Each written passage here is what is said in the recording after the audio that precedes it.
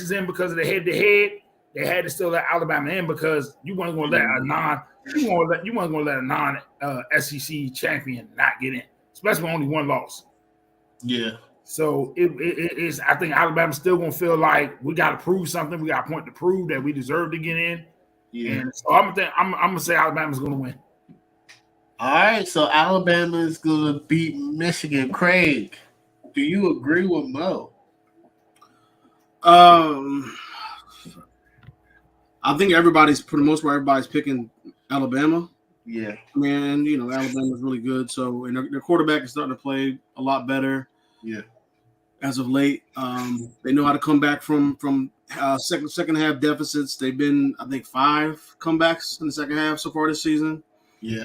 So it's a team that doesn't get rattled when they get behind, and they had a tougher schedule than Michigan. Mm-hmm. I want to pick Alabama, but I think I'm going to pick Michigan. I think Michigan that's what I'm talking about. They haven't played well the last couple of weeks leading up to this game. Even in the Big Ten championship game, they shut out Iowa, but their offense wasn't looking too good like it was early in the season. And that's probably because they played a lot of bad teams. So they had the second best defense in the nation. They only give up 9.5 points a game. 7 of the first 8 games when the season started, they gave up 10 points or less.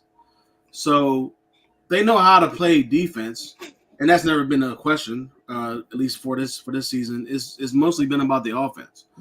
And they can produce enough plays. If McCarthy can go out there and make enough plays to put this team on his back when they need to score.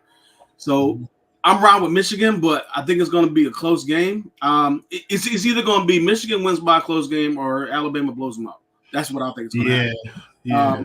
I think that Michigan last year, how they lost to TCU, that didn't sit right with them. With the guys that's coming back for this season, and they made a run. And both teams have had their controversies, I guess, this year. But with the whole should Alabama get in, and then obviously with the I don't know what you call it, Spygate or whatever you want to call it for them cheating. For Michigan. Yeah, Michigan had the scout.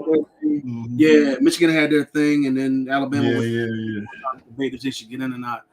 But I think I'm gonna slightly go with Michigan. I agree, man. I think Michigan. I'm gonna test that 3 games of Harbaugh not being there, but I got this feeling that Michigan was gonna play good. It's been playing good all year.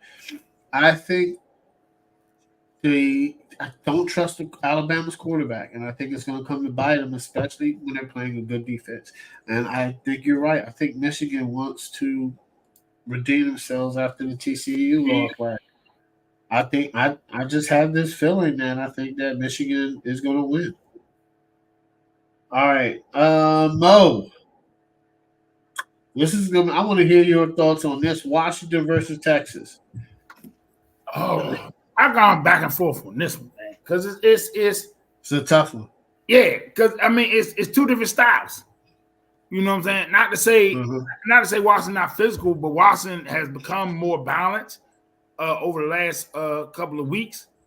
But they really want to get Michael Penix going, and then Texas want to be physical. They want to pound you. They want to be just grimy with you. You know what I'm saying? And then they want to let it loose. So. It's who style wins more. True boy. Ooh, this is a tough one here. I don't know. You know what?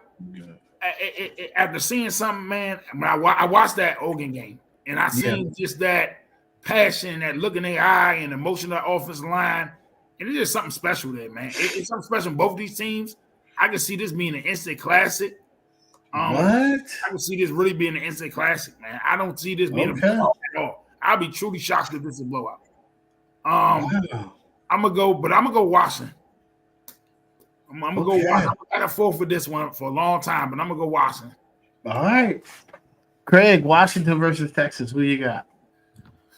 I think I'm gonna go with Texas. I think Washington is battle tested because they played arguably one of the toughest schedules because the Pac-12 was just crazy so deep this year.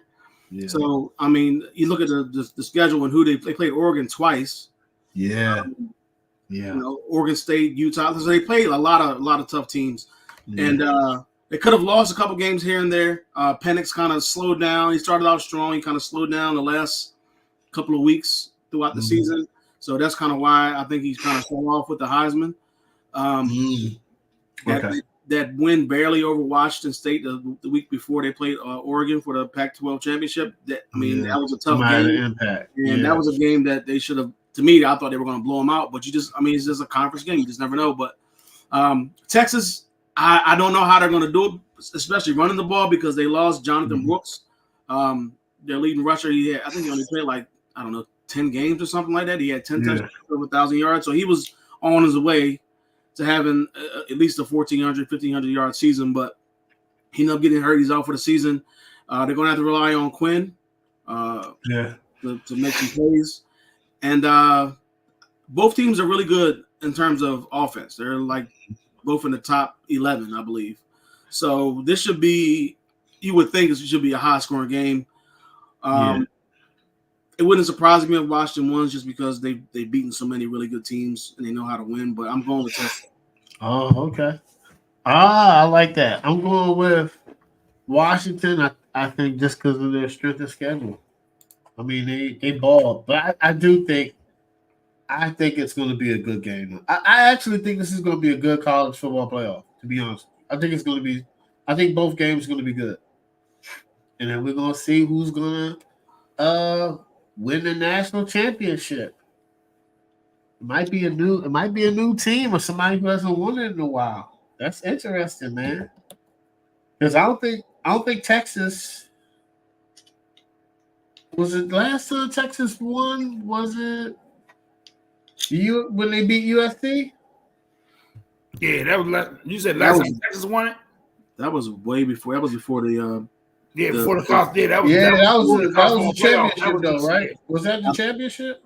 Yeah, they beat USC. That's the best college football game I've ever seen in my life. Yeah, that was when USC had that 30-something game winning streak when they had Reggie Bush. Yeah, that was the best.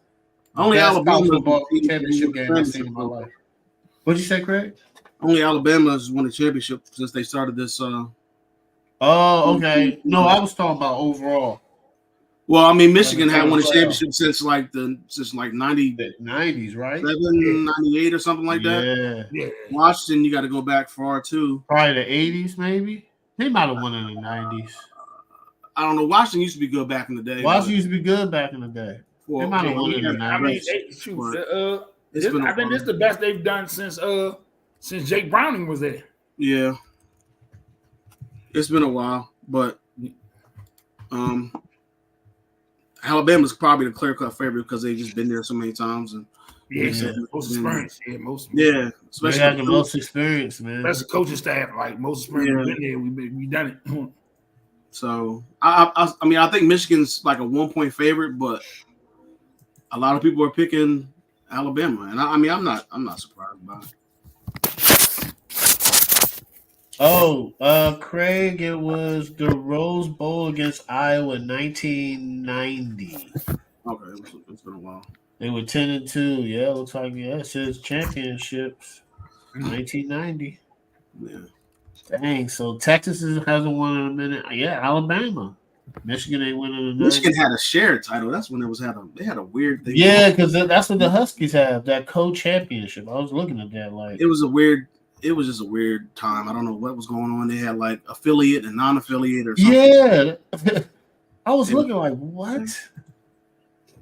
I don't know. That's when the last time Michigan won it, they had what's the dude name? Woodson. Charles Woodson. Charles Woodson, he won the championship? Yeah, in 90. It was 97. Whatever year he won the Heisman was the year that they won the 97. It was somewhere between 96 and 98. I forgot what it might be 97. It was 97. Peyton got drafted in 98. It was 97. I think it was 97. Dang. It was just weird. Was Tom Brady on the team? Nah. He might have been. He might have been. I don't know. Might have been. I don't think he was a Charles starter. Woodson said he Definitely played wasn't with starting. him, but he might have got a championship ring, though. Yeah, he was on that team. He was a sophomore. Yep. Yeah, he might got a ring. Yeah, that's what's up. But obviously, he doesn't probably count that because he got here Michigan alone. Yeah. All right, guys. Anyway, let's talk about Mo. Your top 4 college basketball rankings. Let's go. Purdue, Arizona. I like Kansas and Kentucky right now.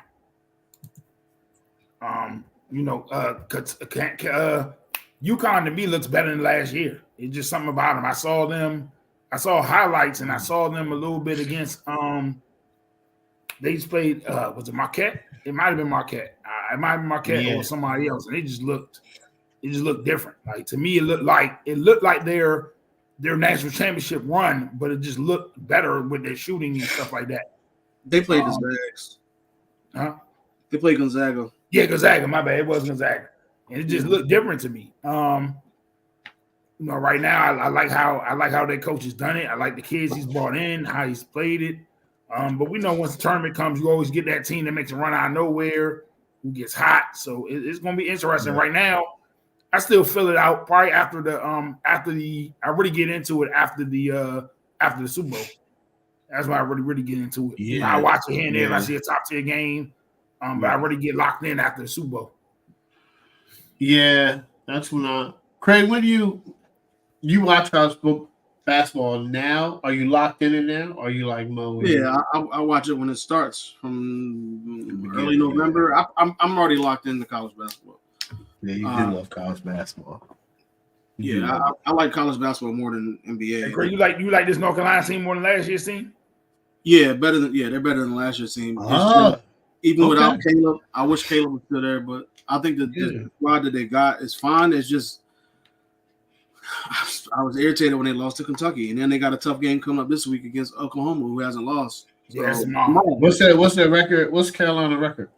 7-3. But I mean, they have beaten some ranked teams, so that's why they were 9th. Now they're 11th. Okay. But I mean, they just lost back-to-back games to UConn and Kentucky. And they also lost to Villanova, who's not ranked anymore. But I mean, they just gotta fix some things. Yeah.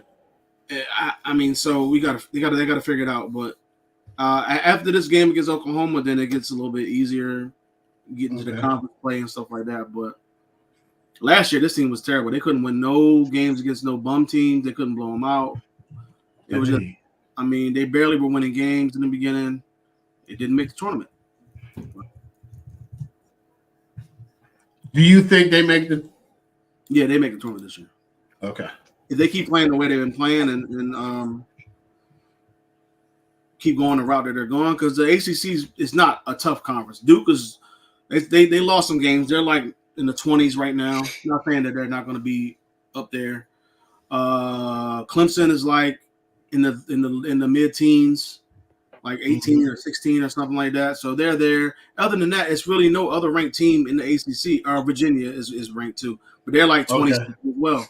So other than that, I mean, it's between pretty much unless somebody comes out of nowhere, it should be Carolina's the highest ranked team in the ACC right now. Not that means right now. I mean, Duke was, but then they lost a couple games. So we'll see what happens, but there's no reason why this team shouldn't make the tournament. Yeah, that's going to be bomb. That's bomb. I'm looking at the tournament. I'm looking at the tournament dates. So they've already announced the first sites. It's none in DC. No games. Nah, they're not coming to DC for a couple of years. Yeah. Yep, they're not coming there. Of course, Indianapolis. Yeah, I'm looking at the dates. Yeah, so they're in Arizona. Then in San Antonio, Indianapolis, Detroit, Vegas. Vegas is in 2028. That might be a good trip to go see the Final Four in Vegas. I think it's gonna be crazy. Listen, Craig, I've been to the Final Four. Me, Ty, Jamal, we went to the Final Four when it was Kentucky versus Kansas when Anthony Davis won the championship. I've never been. I went down for my 40th, not my 40th, my 30th birthday party.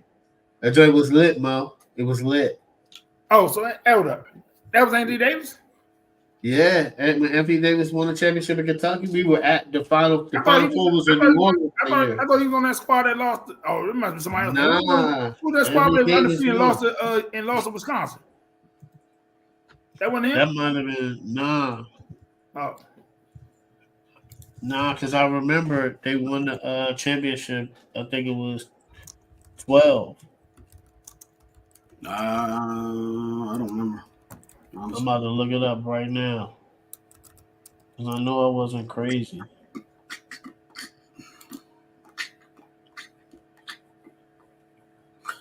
Yeah, NCAA champion 2012, and he got the NCAA Final Four Most Outstanding Player.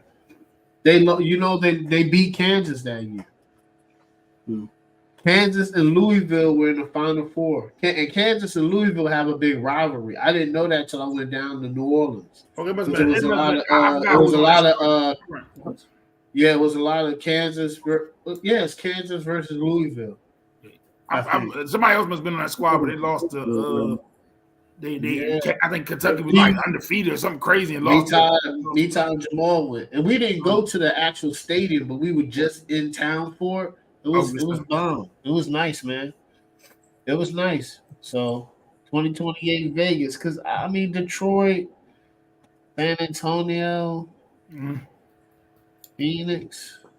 It's always Indianapolis. Yeah. But I would do Vegas 2028. We'll mark our calendars. But yeah, so Craig. The Chargers must have listened to Mo. Mo must have texted the owner. He must have texted the owner, Craig, because none of us wanted Brandon Staley. That's a fact, right? Craig, was it the Chargers?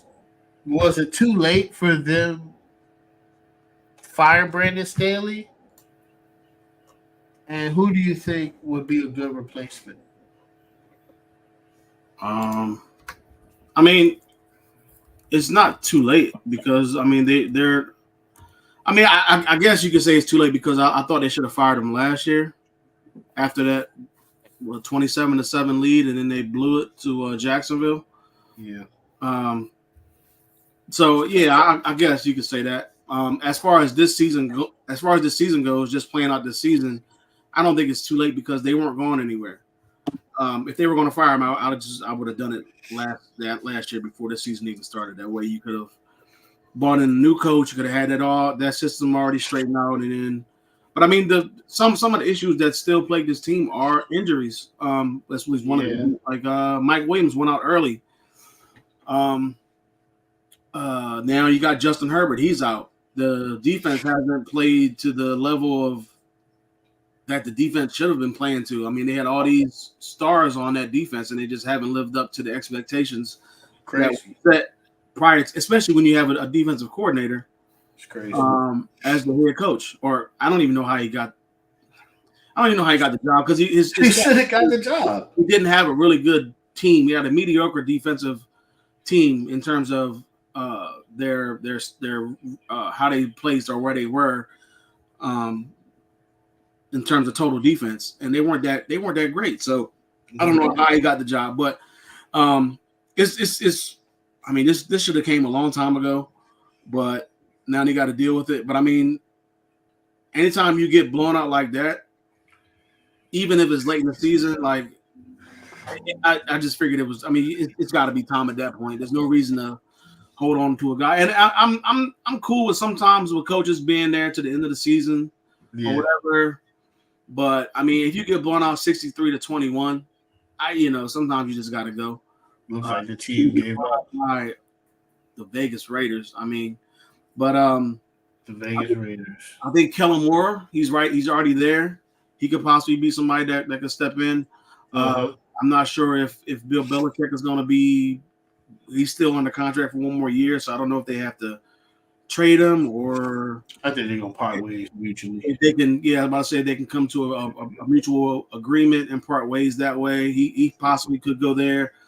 I think it's going to be a hot job because it's a young Justin Herbert, who's one of the better quarterbacks in the NFL with a really good offense, and then you have pieces on defense that you can mold, possibly with like Bosa and James and Mac. Like there's so many good, big name guys on that defense. So I would say probably go offense. Yeah. But unless you can get a Bill Belichick who's known for his defense, then I would probably because Bill Belichick is Bill Belichick. But, I think it's going to be probably the hottest. At least one of the hottest. I think it's going to be the hottest in the off season. So.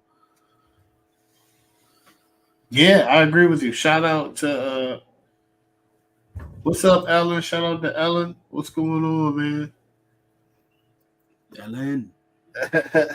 Ellen, shout out. Ellen usually is my wife and her sister have a wonderful podcast and video that they do like every Thursday around 7. So it's pretty nice. They just talk about what's going on in culture and Black women and Black brands and Black love. It's a nice space. So anyway, Mo, this is what you wanted. You've been calling for this for a while. I think you texted the owner. I don't know how you did it. Listen, I didn't, but they quit on the man. I think the last straw they quit on the man, and I think when you sit there and talk about an Oakland team who, I think the week before they did they lose or lost? Was it 3-0? Did they win or did they lose that game? They lost. They lost 3-0. They lost 3-0. They score a point, and they come out Minnesota. there they come out there with the third string quarterback, second string quarterback, looking like 2,000 Rams out there just scoring and playing at will. It was just embarrassing. It looked like the team just quit on them. So it was like, as an owner, you had to make a move. And I think Brandon Staley will get a job, a D coordinator job in this league, somewhere. As far as possible replacements, my hearings, from what I've been hearing, looking at Get Up and other stuff, is Belichick and Harbaugh, John Harbaugh. John Harbaugh and Jim Harbaugh, my bad. Jim Harbaugh and Belichick as far as the two favorites. It was interesting to me that they didn't hire Kellen Moore to finish the season. They hired an outside linebacker coach. That told me all I needed to know. I think they're trying to put it on him too. And unless they're trying to play cat and mouse and try to make it seem like it's on him and then hire him as the OC, but I don't see that. I just don't see that is puzzling. Yeah, I just don't see a world where how is it that you brought this man in, got him from Dallas, but yet still when now things got rocky, you made the outside linebacker coach the OC for the rest of the head coach for the rest of the year. That was kind of puzzling to me. But I think Kellen Moore will get an offensive coordinator job in this league somewhere. But if I was him, I might go the college route and spend a couple of years and then rise back up. But I think he'll still get the NFL offer somewhere. He's a quality. He's a quality OC. Let me say this: I don't think it's 32 OCs in this league better than him. So I think he'll get an offer somewhere. So, but it was time. It's sad. It's sad. I'll never hope for somebody to get fired, but I see writing on the wall. I even made the quote to a buddy of mine. I said, if Washington didn't come back in that game, make close like they did, I was begging for I think Ron Rivera should have been fired before he got on that plane. I don't care about 4 games left. At first, it looked like they was quitting on him. How open? Come on, man. You can't explain how open Cooper Kupp was. That was just ridiculous. I feel like they quitting on that man. Like, it was just like, wow. Like, Cooper Kupp on a real route, how you lose him? Like, the best player on the field, you lose him. That's just crazy. But I want to speak about them. But yeah, Brandon Staley will fall on his feet, and I think right now, I wouldn't be surprised if a newcomer comes into the fold, a wild card I throw out there. I don't see a third straight year or a second straight year that the coordinator from the Lions turn down jobs. So I think he will be a while. Depending on how far the Lions go, I wouldn't be surprised to throw his name in the hat. Yeah. Listen, Brandon Staley, yes. I don't understand why he got hired. He didn't have no experience, and maybe it's a Sean McVay effect, but it sucks because they kind of like wasted some of Justin Herbert's early development, don't you think? Like, if they would have had Brian Daboll in here, Kansas City would be in real trouble, to be honest with you, because he's the offensive-minded head coach. But I didn't understand the hire. Nobody understood the hire. Some people liked the way he coached. I never liked the way he coached. I never liked how aggressive he was on fourth down. It didn't make any sense to me. His personnel decisions didn't make sense. He didn't know how to carry himself on the podium. He should have never got the daggone job. Plain and simple. He's a horrible head coach. So, now, who will replace him? I guess offensive. First of all, it's the most attractive job because you have Justin Herbert. You don't have to worry about that. But you're not going to be in the best cap situation. So you got to draft really well because Khalil Mack, they owe him a lot of money. Justin Herbert got paid. They're going to have to make some tough decisions. They might not bring back some of their veterans because they're not in a good cap space. But we've seen in the past when the NFL is like a credit card, they'll swipe and pay off the balance at a later date. But they're not in really good cap space and position. But I think it is the most attractive job because you don't have to look for a quarterback. You got Justin Herbert. It's very, I don't know, man. It's very interesting. Because I can see Harbaugh there. I can see Ben Johnson there. I can also see, I don't know if they're going to go young again. I think they're going to go more veteran type of head coach. I think they're going to go Harbaugh. Are they willing to give Harbaugh power? Because that's what he's going to want. Belichick's going to want a little bit of power.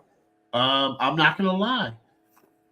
Belichick, with that defense, and it doesn't matter. You can draft young. Just Belichick can work. He can coach the defense. He'll probably hire Josh McDaniels to coach Justin Herbert. But I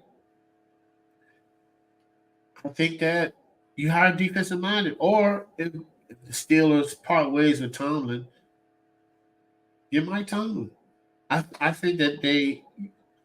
So the Chargers are, because they have a good quarterback, you can afford to get a defensive minded head coach. Defensive minded head coaches survive in the NFL, but they have to have a really good quarterback, a decent to average quarterback, because their defense is going to be good. So San Diego could hire a defensive coordinator. It depends because it's going to be some names out in the hat. There's going to be some names out in the hat. Okay. The Eagles. We're going to talk about the Eagles first. Then we're going to talk about those Cowboys. The Eagles lost last night to the Seahawks on a deep ball thrown to Jackson Smith-Jigba from Drew Lock down the sidelines with Bradbury in single coverage high. No safety, no help.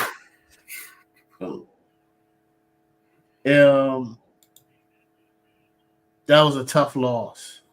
Very tough. I think that some people are counting the Eagles out. I'm not going to do that yet. I think it's a lot of veterans on the team where this is the point in the season. I think that some teams are going to take losses like this. And then because they have a good head coach, good offensive weapons, good veteran leadership, I think the Eagles I think the Eagles are still going to go to playoffs. It still could win a playoff game. Their defense is crazy bad. It's bad. But they haven't been scoring the past couple games, and Jalen Hurts has to play better. So this Eagles team, I'm not writing them off. I don't. Some people like they're done. I'm not. They can be back in the championship game. I think teams like this come back and turn around and make the adjustments. It's just last night was a bad loss. And sometimes it's really late in the season to be taking bad losses. It's not good. But they have an easy schedule coming up. So easy. So they should be able to bounce back, get their offense going, get their defense going, and carry momentum in the playoffs. That's why I'm not counting them out. And we'll get to the Cowboys later. But right now that's the division. Craig, what do you think about the game last night, and what about the Eagles going forward? Well, I mean, it was a bad loss. They had an opportunity to win that game, but the defense couldn't hold. I don't know what that play call was on the touchdown that was scored. You're losing I can understand if Geno was out there, but it was Drew Lock. Yeah, I don't think you should be losing to Drew Lock. I understand that there's a lot of really good weapons that are around him, guys he can throw the ball to, Walker that he can hand the ball off to, but and the Seahawks defense surprisingly played pretty well last night. But if I'm the Eagles, I think I'm really concerned because that offense doesn't look. The last 3 games, the offense hasn't looked great at all. I mean, 19, 13, and 17 is the amount of points they've scored in the last 3 games. I mean, already before that, at least when the defense had a bad game, which they've had a bunch of bad games, like to the Commanders, to the terrible. The Vikings earlier on in the season. You could be like, okay, well, the defense was bad, but at least the offense bailed us out. We gave up 30 points, but the offense scored 37 or whatever it is. Yeah. The last 3 weeks, they can't even score 20. Yep. So, I mean, to me, there's a lot of issues. The defense can't stop anybody. And then the offense, they can't. For some reason, the last 3 weeks they can't score. Now, I think the running game, they had 100 and a lot of people were getting on them about they need to run the ball more and everything like that. They had like 180 yards rushing yesterday, but I mean that still wasn't enough. You got Jalen Hurts; he's turning the ball over. I think he's tied in terms of at the top with the most turnovers. Him and Josh Allen, 17 each, interceptions and fumbles together. So he's up there at the top. But I mean, like, this wasn't happening last year. I mean, this is just, I think Moes said it earlier about having the different coordinators. I mean, you have new coordinators, new coordinators on both offense and defense, and you just see it's not the same offense and defense that it was last year when you had pretty much the same players. So to me there's a lot of issues. I don't know if this team can beat. Definitely, I don't think they can beat the 49ers. So they're not even. I mean. At this point, that's pretty much what it is. It's just the 49ers invitation. Yeah, that's what it is, because I don't think anybody in the NFC can beat them. So, I mean, pretty much everybody just playing just to play the rest of the games, because as long as San Francisco stays healthy for the next 3 games and in the playoffs, I don't think they can beat them. So, but Philly just has a lot of problems right now. I mean, they still can win the division. All they gotta do is just win out, and they got 3 easy games to figure it out, to get it right. And if you don't have some type of, if you don't play better on both offense and defense in these next 3 games, getting to the playoffs, I mean, I don't know what to say, because this team is done. Because there's no way you should not look good against the Giants twice and the Cardinals. So you should be able to blow them out. It's going to be very, very telling how this team finishes with these next 3 games. Is 3 very winnable games. They should win them all. But if they don't look good, and I don't know, man, Jalen Hurts has pretty much regressed this season. As great as he started out to be, and then you had A.J. Brown having the season he was having. I mean, the team is taking a back seat. They've taken a major step back. So I'm very concerned for the Crazy. Eagles at this point. Yeah, it's crazy, you know. Mo, Eagles lost a close game last night. I was watching it live. Yeah. The Eagles in trouble. Yeah. And I'm saying in trouble as far as the goals we had for them. If we're talking about just a playoff run or being in the playoffs, no. But if we're talking about what we expected from the Eagles, yes. Okay. It's and then what mind boggled me the most was you lost, like Craig said, you lost to Drew Lock. It ain't like this was, it ain't like this was Geno. And even Geno, I'll question this. No disrespect to Geno, but you lost to Drew Lock, and unless Drew Lock was trying to play a PR move, Drew Lock almost, unless he lying on TV and kind of put a PR move, he made it seem like they didn't tell him he was going to start until right game time. Like Geno could still play. How he was talking, if you play the interview back, it made it seem like all week like they was yo-yoing if he was going to play or not. I can see that. Like he was just keeping himself prepared, but he didn't know if he was going to play or not. So for you to play like that with the quarterback position and then make a decision late like that, and for him to win like that, it's their secondary was exposed. They were picking on Bradbury. Then they had to throw the rookie out there from Georgia. He was getting picked on in the passing game and run game. It didn't look good. I will say this though. What scares me is I don't know if Philly wins out and you see it how, and we're going to get to this in a minute, but I'm going to expose my card a little early. If Philly gets the 2 seed, and now you're talking about Dallas as a 5, possibly having to go to San Francisco or Philly. I don't know. And right now I can't say I don't see Philly going to San Francisco and beating San Francisco. I don't see it. Not at this point. I don't see it. And honestly, right now, I'm not to be funny, but if you tell me the other 3 teams, top teams in the NFC at their best, when they play top tier ball, who they are, Detroit matches up better with San Fran because of the physicality you got to play with San Fran. You cannot play pretty ball with San Fran. No, you can't. Your best bet is to be physical. If you try to get out there and say, oh, I want to go spread and throw the ball, run the ball, you won't get your feelings hurt. You're going to get your feelings hurt. You better go out there and be physical with them people and have some type of grittiness about you. You're not going to go out there and play pretty with San Fran. It's just not going to happen. So I think Detroit has the most physicality right now about them to where I say, okay, they can kind of match that physicality and kind of let's see where it goes. But yeah, Philly's in trouble. So I'm gonna say they're in trouble because I'm gonna stay with my pick. I had Dallas in the Super Bowl, so I gotta ride it out at the beginning of this. So I'm gonna ride until the wheels fall off. But so I'm gonna say, yeah, they are in trouble. Okay, you alluded to it. The Bills blew out the Cowboys. So let me ask you this, Mo. You already said it. I just want to, just explain it.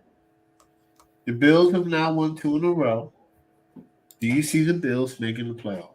Yes, I see them making the playoffs. And if I'm Miami, you better not sleep because you now look. If you look at it, all Miami got to do is lose 1 game, and it sets up. And all Miami got to do is win out, and it sets a winner take all week 18. And you look at it, Miami has back-to-back. Miami has Dallas and Baltimore back-to-back. If you look at Buffalo, they got Chargers, weak, terrible. New England, terrible. And then Miami, week 18. You say that, but they lost to the Patriots. I get it, but I don't see Buffalo losing to the Patriots twice. Not this team that's playing right now. I think they're physical. They got their identity. Matter of fact, I'm going to go on record. I don't know which game yet. I'm going back and forth on it, but I'm going to go ahead and make an early stamp on it. It'll be week 18, winner take all. Miami's going to lose one of these 2 games right here. They're going to lose 1 of the 2, and Buffalo's going to win 2 straight. It's going to be winner take all week 18. I'm going to go ahead and stamp it. I'm not going to speak on which game yet. I'm going back and forth, but I don't see Miami beating Dallas and Baltimore back-to-back. If they do, that's bad. They a bad man. Not without Tyreek Hill. Tyreek Hill better be healthy. He better be on that field. I don't see them beating both of them without Tyreek. I don't see it. We'll talk about. We're gonna talk about that later. All right. So, are you worried about the Cowboys? Yes.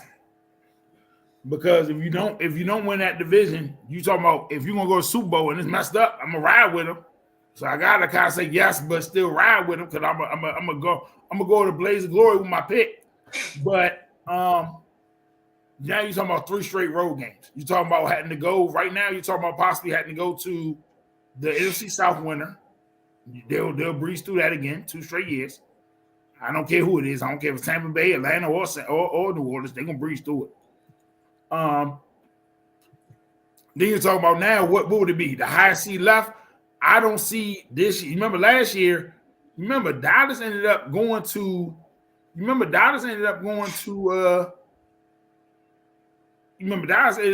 what? San Fran last year because of the 6-3 upset. Remember, because of the upset was the highest seed left.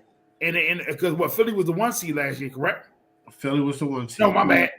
How did that work? I forgot how that worked. My bad. Philly was the one. They played San Francisco. Played Philly. Dallas had to go to San Francisco. Yeah, because San Francisco had this 2 seed. Dallas had the 5 seed. Yeah, and Eagles were the 1, right? Yeah, Eagles had the 1 seed last year. Yeah, Eagles had the 1 seed. They had the 1 seed last year. So Minnesota was. Minnesota was 3, right? Because remember, the Giants went to Minnesota and won, so it was crazy. But I don't see Minnesota. Let's just say this: I see it going status quo this year. So now you're talking about if I don't see Detroit, I don't see whatever 6 seed beating Detroit. So right now, let's say Dallas get the 5th because let's say Dallas get the 5th. You now would say Dallas will have to go second round. Will have to go to San Fran second round because they'd be the lowest seed left. Yeah. So they'd have to go to San Fran before they go to Philly, before they go to either Philly or Detroit. That's gonna be tough. Yeah, that is going to be tough, man. So I don't know, but I gotta stay with my pick. I'm gonna go to Blaze of Glory, but I mean, outside in it just looks real tough. I mean, if they get the 1 seed, I mean, I would, but in order for them to get the 1, they won't get the 1 seed. The best bet is to get the 2, but I don't see Philly losing another game. So basically, Dallas will have to win out. I mean, they have to beat Miami this week, Detroit, and then us week 17. I mean, even if they win out. If both teams win out, Philly still gets it. Yeah. Because of the conference. Because they got the conference tiebreaker. Dallas lost to Arizona. Strength is strength of victory or something like that. Yeah. Because I mean they both will be 5-1 in the division. Right. But I mean I think it might be that conference game where they lost to Arizona. It might come down because Philly will beat Arizona and Dallas would have lost, but there's other games in there too. I don't know, it's just weird. Tiebreaker thing.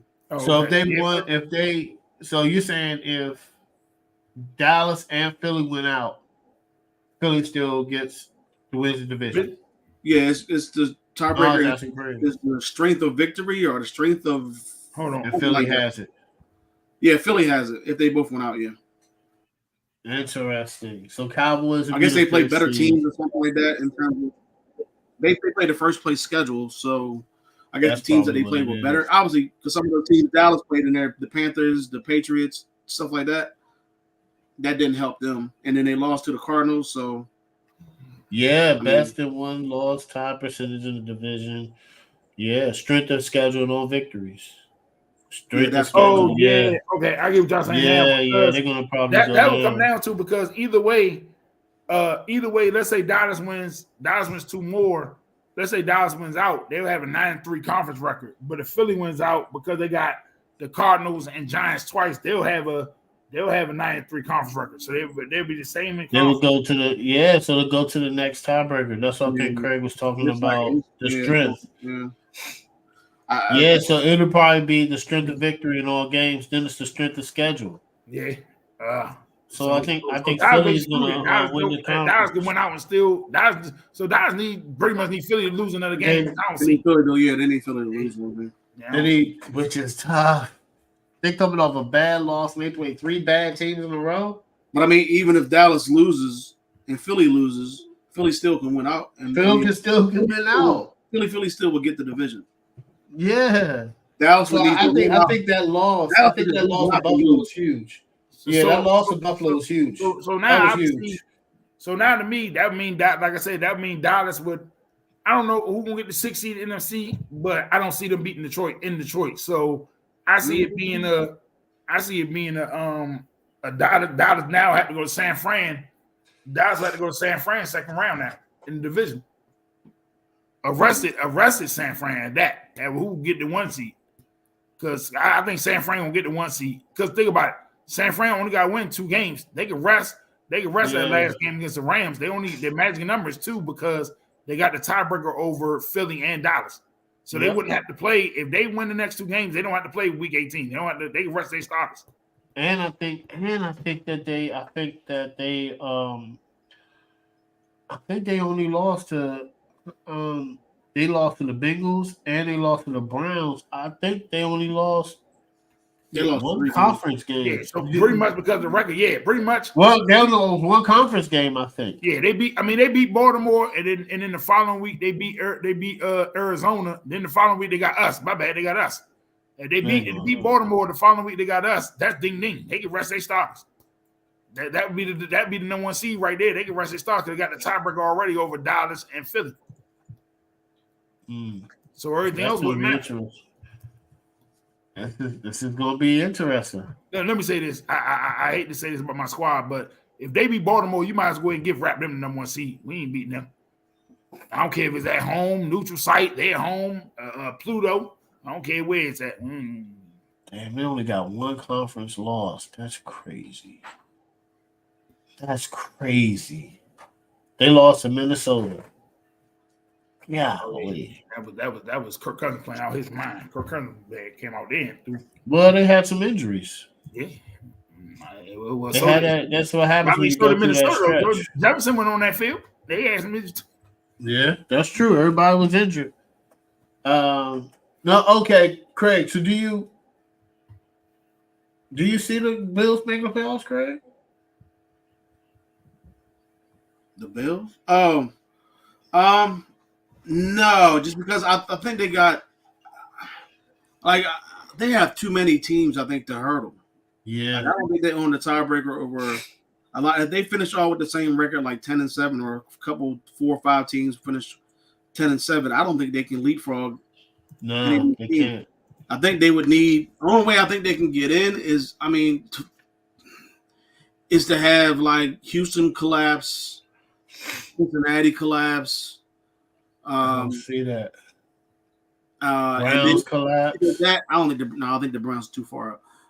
But it's either that or they would have to win the division, and that means that Miami, who has some very winnable, very losable games coming up. Yeah. I mean, Dallas and Baltimore, those are games that they could lose easily, especially if Hill's not playing. Which I think they did the right thing by resting Hill last week because they didn't need him to beat the Jets. So you give him an extra week of rest. Yeah, it hurts. It hurts his chance to get 2,000 yards, but you're looking for the bigger picture, which is the playoffs and having to win the division before that. So knowing that you got these 3 tough games in the season coming up, I think they did the right thing. Now hopefully Hill comes back and he's healthy this week to play Dallas.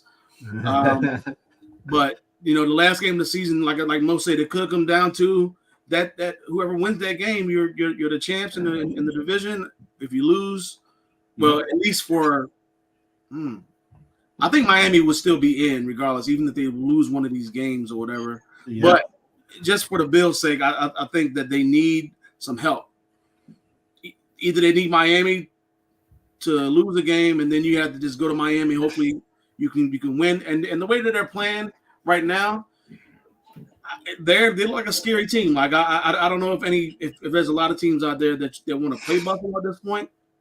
As long as if they play like the way they played last week, I mean, not saying pass the ball 15 times or whatever it is, but you go out there and you physically beat up a team like they did on the Cowboys and just push them around and let Cook just hit almost 180 rushing yards. I mean, that's going to be tough for any team to especially in the playoffs, because the playoffs, You need a running game for the most part. You got a running game, yeah. And everything kind of slows down a little bit more sometimes. So I think that's going to help. And then I think, with these next two games, Chargers and Patriots, those are two easy wins. Yeah. So it's going to be tough. I'm going to say no right now, just because I think, like I said, I think the hill to climb is going to be too steep because there's so many other teams in front of them. But I wouldn't be surprised if they get in. But right now, I'm saying no. Listen. This is probably to Mo right here. I was a Dolphins fan. Listen, I'm riding with. I'm gonna answer this, and you're gonna talk about the Cowboys, Craig, and how far they go. Cowboys. Yeah, because we both picked them. All right, so we're about to talk about that. But the Bills, my answer is no, Mo. They're not on a 5-game winning streak. They only won 2. They only won 2 games, and I don't trust them. They're gonna give away one of these 2 games. They're gonna give away one of these 2 games. And we're gonna get to Dallas later, but Miami has a really good home record. They got a really good home record. So, you got to be – that Dallas-Miami game is a big game for both teams because if Miami wins that, we're going to go over later who you got, who's going to win or not. If Dallas wins it, it helps them to stay where they're at. If Miami wins it, they get if Miami wins one game, it's a wrap, right? Well, no, because they didn't win the tiebreaker over them. Buffalo beat them earlier this season, so it could come down. Buffalo wins out. Buffalo wins. Buffalo wins out. Lose one, no, my bad. Buffalo still needs to lose one. Yeah, they still need them to lose one game. If Buffalo wins out, then Buffalo gets the division. Yeah, I don't see them beating Miami. Buffalo will win. Yeah. You're right. Yeah. But they got to be careful because the Patriots are going to play them tough. So. I don't know. I don't think the Bills are consistent. I think that I don't see them going hot into the playoffs. But that's just me. Like, fool me once, shame on you. Fool me twice, no. I'm not. You know what I'm saying? And we're gonna get to that. That's saying a bit later. Buffalo, they need they need them to lose one. Yeah, they need to lose one. They need Miami to lose one. So even if Buffalo wins out, they still would need Miami to lose one of the next 2 games. Yeah, I think Miami beat, and we'll get to that anyway. I don't think Miami goes 0-2. I don't think so. That's just me. We'll see. I would say if Miami loses, my Facebook will be on fire. I know a lot of Cowboys fans. Well, they like to talk a lot of trash. They were quiet last week. As usual. All right, Craig, speaking of the Cowboys, how far do you see them going into the playoffs? At this point, I don't think they can beat the 49ers on the road. So I'm going to say they can go to possibly if the 6th seed beats, because at this point they're going to finish 5th. Most likely. Yeah, they're going to finish most likely. So that means they got to play the 4th seed, which is going to be a road game. Yeah. If the 6 beats the 3 like they did last year, then they get to go. They get to go to the 2 seed, which is going to be Philly. I think they could beat Philly because I'm not seeing enough out of Philly this year, especially the last couple of weeks. That makes me think that Dallas can't go in there and beat them, even though Dallas hasn't played well on the road. Yeah. But you got 2 teams that are familiar with each other. The first game up there was close. So, the third time you're playing this team, you already know them pretty well. You know them very, very well. Yeah. The issue is going to be if the 3 beats the 6, and the 3 plays the 2, and then the 5, which is Dallas, plays the 1, you play in San Francisco. Yeah. So they're rooting for the 3 seed to beat. They're rooting for the Lions to win. If the 6 beats the 3, then they go play Philly, and then the 6 plays San Francisco. Okay, then God, so they need the 6 seed to win. They also can get to the if conference championship game, but then you still end up playing San Francisco. If the Rams get it, you got a shot. I don't see Minnesota or Seattle going to Detroit. Bottom line is that they got to play. They're most likely going to have to play San Francisco at some point. Yeah. Whether they play him in the second round or they play him in the NFC Championship game, they got to play him. It's going to be a road game. I did pick Dallas to go to the Super Bowl, but I didn't think San Francisco was going to be one. I had a different the way the standings shaped out. But the way Dallas got just bullied, and this is typical Dallas. I mean, they get to everybody. It's all this talk and all this chatter, and then you go through the regular season. They beat up on some of these bad teams, or they might even win a game against a good team. But then they go on the road, and then they just lose some games, and it's just crickets. And then they get to the playoffs, and then they might win the first round game. And then the second round game, maybe they might win that. No, they haven't. They haven't even got to the end. No, they'll lose in the second round. At this point, that's the way it's going to go. They can't get to the NFC Championship game, which, I mean, it's going to be tough because you got to go. If they don't win the division, you got to go at Philly. Yeah, for the most part, you could possibly be even at the Lions. Yeah, I mean, they're not going to have a home game. So unless the 6th or the 7th makes it, but that's going to be that's going to be really, really tough. But I'm just not seeing Dallas getting anywhere past maybe the NFC Championship game at this point. I just don't see them beating San Francisco. I think San Francisco is too physical. I think the running game is. I mean, Christian McCaffrey's an MVP candidate. Brock Purdy's an MVP candidate. The defense. When it wants to show up, the defense will show up. They didn't really, to me, it looked like they didn't care last week against Arizona because it's Arizona. But when they want to show up and they want to bully you and beat you down, like they did against Philly or Dallas, they got Trent Williams too. Yeah, and when they start playing these games and that matter to them, when they start playing them hard, that's the San Francisco 49ers that you got to watch out for. So the Cowboys just don't play well on the road. I don't know what it is about the difference between the home splits versus the road splits. It's just a night and day difference. Yeah. And I just don't know what's going to happen if that happens, which it looks like it's going to. And they ended up having to go on. The best bet for them is to have the upset of the upset and have whoever, if they just get out of the first round, play Philly, beat them, and have whoever plays San Francisco beat them. That's the only thing they can hope for at this point because I just don't see them beating San Francisco.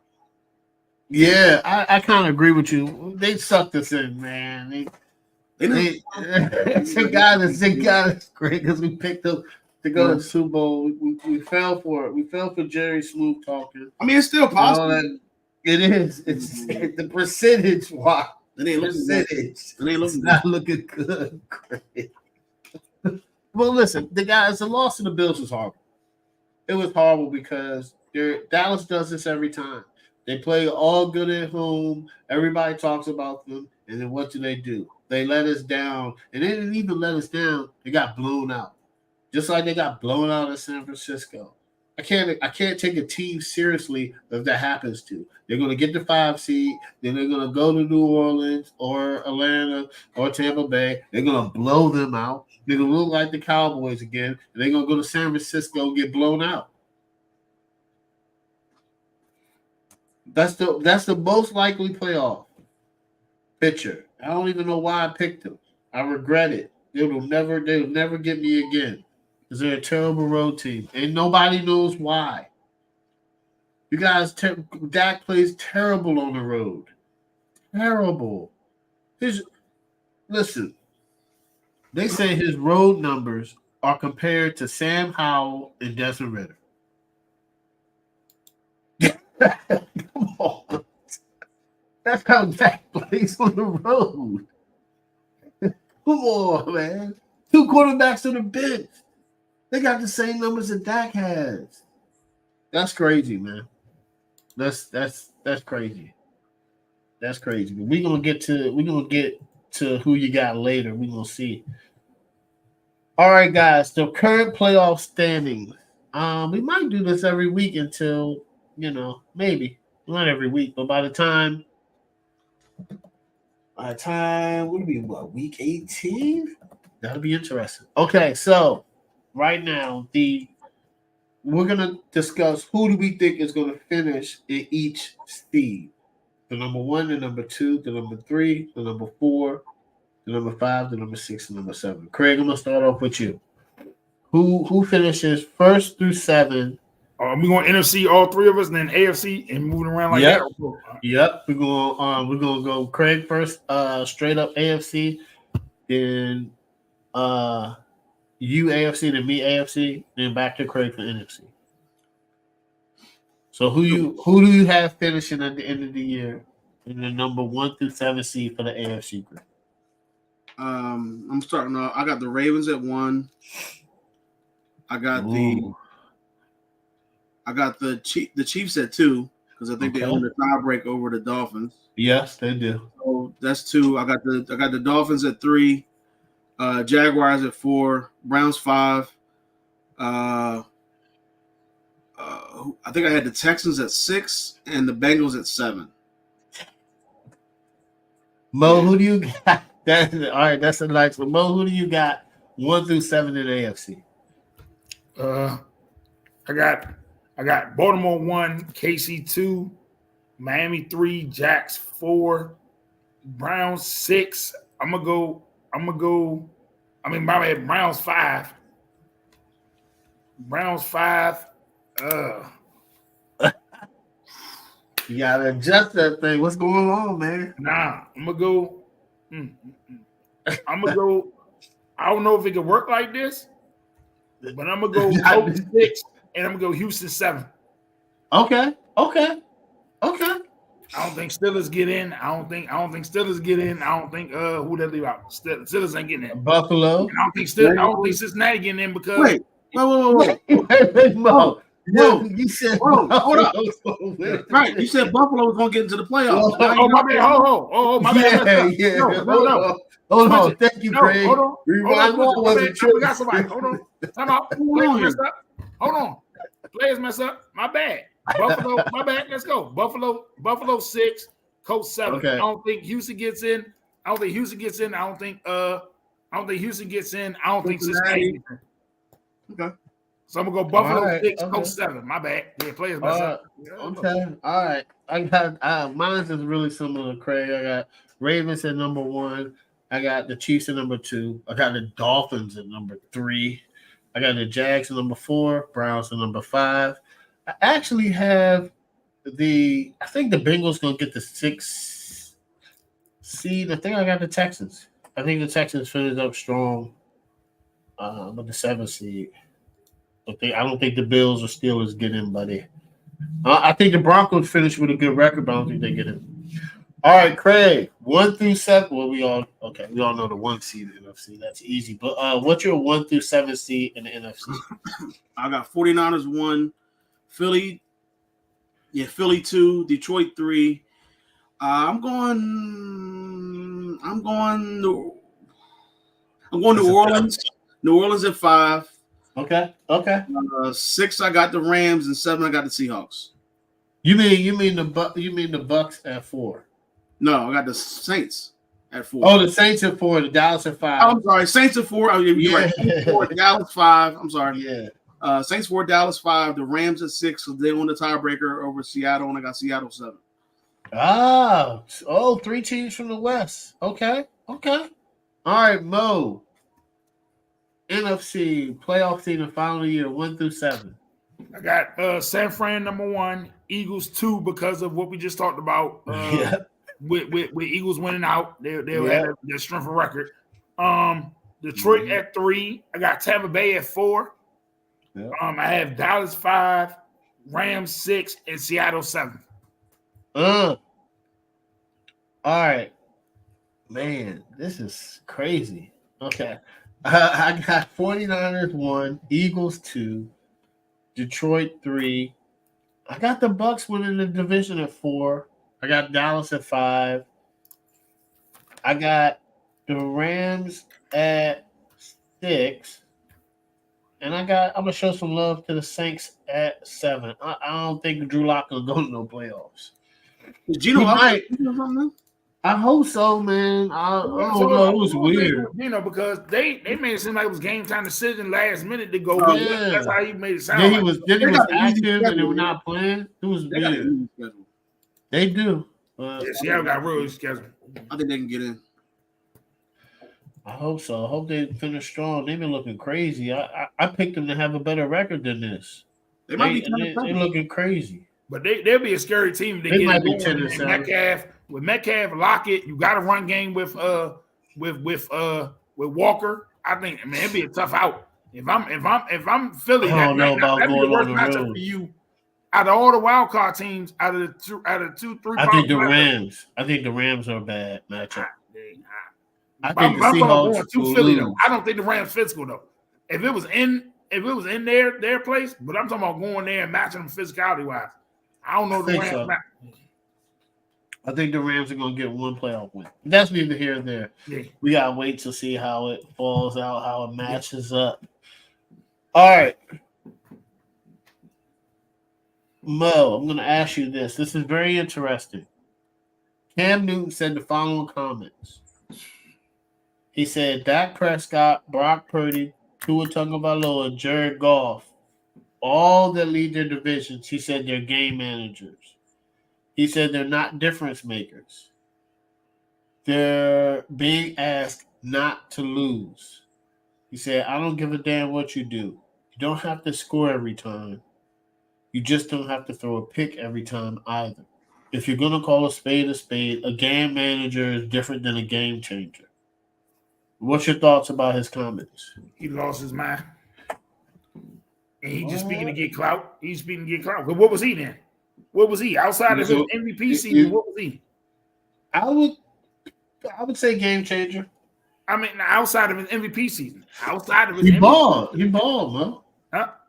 He was a game changer. You had to. Well, I'll let Craig settle this. With his leg, okay, with his legs. But I'm saying, if you ask Cam Newton to go win the game with his throwing arm, I'm saying when I say game manager, okay, I get it with your legs stuff like that. But if you ask Cam Newton to match you score for score with his throwing arm, he wasn't that. They had the best offense in the league. With the running game, though, he wasn't throwing the ball around the barn like that. It wasn't like he was throwing the ball 40, 50 times a game when the games was on. I just don't think. Let me say this: I don't think he did enough with his arm in this league to judge a Brock Purdy or a Cam Newton or a Tua like that to make that comment. That's just me. With his arm, his overall talent, yes. But if we're talking about quarterbacks and using your arm and winning the game in the pocket, I don't feel like he's in a place to make that comment. I don't think he's done enough for this league with his arm to make a comment like that. To call Dak Prescott, if you talk about accuracy and throwing the ball, he's not even better than Brock Purdy, nor was he better than Dak. If you're talking about just straight accuracy and throwing the football and putting on receivers and being consistent with throwing the football, he was not. He was not. I'm sorry. We can look up any stat. I just don't see he wasn't. And if he was, he'd still be in the league. He wouldn't be exiled like he has the last 4 or 5 years if he was that. So I just feel like the comment was, I just feel like he's wrong for making he's not the person to make a comment like that. I feel like his status in this league as a consistent passer is not in a place to make a comment like that. That's my opinion. Craig, what are you? Okay, go ahead, man. What you about to say? I mean, I get it as you was on a podcast, you want to speak in your mind or whatever. But I feel like if you're a quarterback, speaking of quarterbacks, I just feel like his impact on the game from a throwing standpoint is not a place where he can make that type of comment. All right, Craig, what are your thoughts about it? I think I do agree with Mo for the most part. Like I just think that some of the comments were just out of pocket. I don't think I think Brock Purdy, although I think he's a product of the system that he's in. I mean, he was the last pick in the draft, so I mean, it's not like he was lighting the world on fire. But I think that when you go to an offense, they build the offense around you, so it has to fit what your skill set is, and that's what Brock Purdy's skill set is. doing what he's able to do out there. Granted, he has a lot of guys he can work with, but Cam had Christian McCaffrey too. Yeah, and when he was younger. So I look at Dak Prescott. I think Dak Prescott, outside of last year when he had all those picks, I think this year he's an MVP candidate. Now, Cam Newton did win the MVP, and he had 10 rushing touchdowns that season, and he was a beast. He led the team 15-1 record. He went to the Super Bowl. Wound up losing, but that was his best season. Now, he had a couple other seasons that were pretty decent, but like most said, he was never a really accurate quarterback. I think the last season in Carolina, he was MVP candidate at one point. Then he got hurt against Pittsburgh, and then that kind of messed everything up to me. That's how I feel about it. But he was completing like 68% of his passes, which is best ever. But I just think some of the comments it just didn't make any sense. I don't know if he's trying to get attention or trying to get back into the league, maybe get another tryout or something like that. But like Mo said, I think some of the stuff that he is commenting on, I don't know, at least in terms of accuracy, and not turning the ball over, because I think every year with Carolina he had double-digit turnovers. So you tell somebody not to turn the ball over and not turnovers, blah blah blah blah blah. All these don't make these bad decisions and stuff like that. And he's had every year between 2011 and 2018, he had double-digit turnovers, interceptions. Yeah. So I don't know, man. I just think the comments were just weird and not weird, but like they were just wrong to me. Yeah. I think Dak Prescott is more than just a game manager, even though he hasn't won anything. He hasn't won any awards. He hasn't really won any playoff games. Same thing with Brock Purdy. I think he's more than just a manager as well. But everybody's entitled to their own opinion. But I'm just some stuff it kind of makes sense for what he said, but for the most part, I don't really agree with what he said.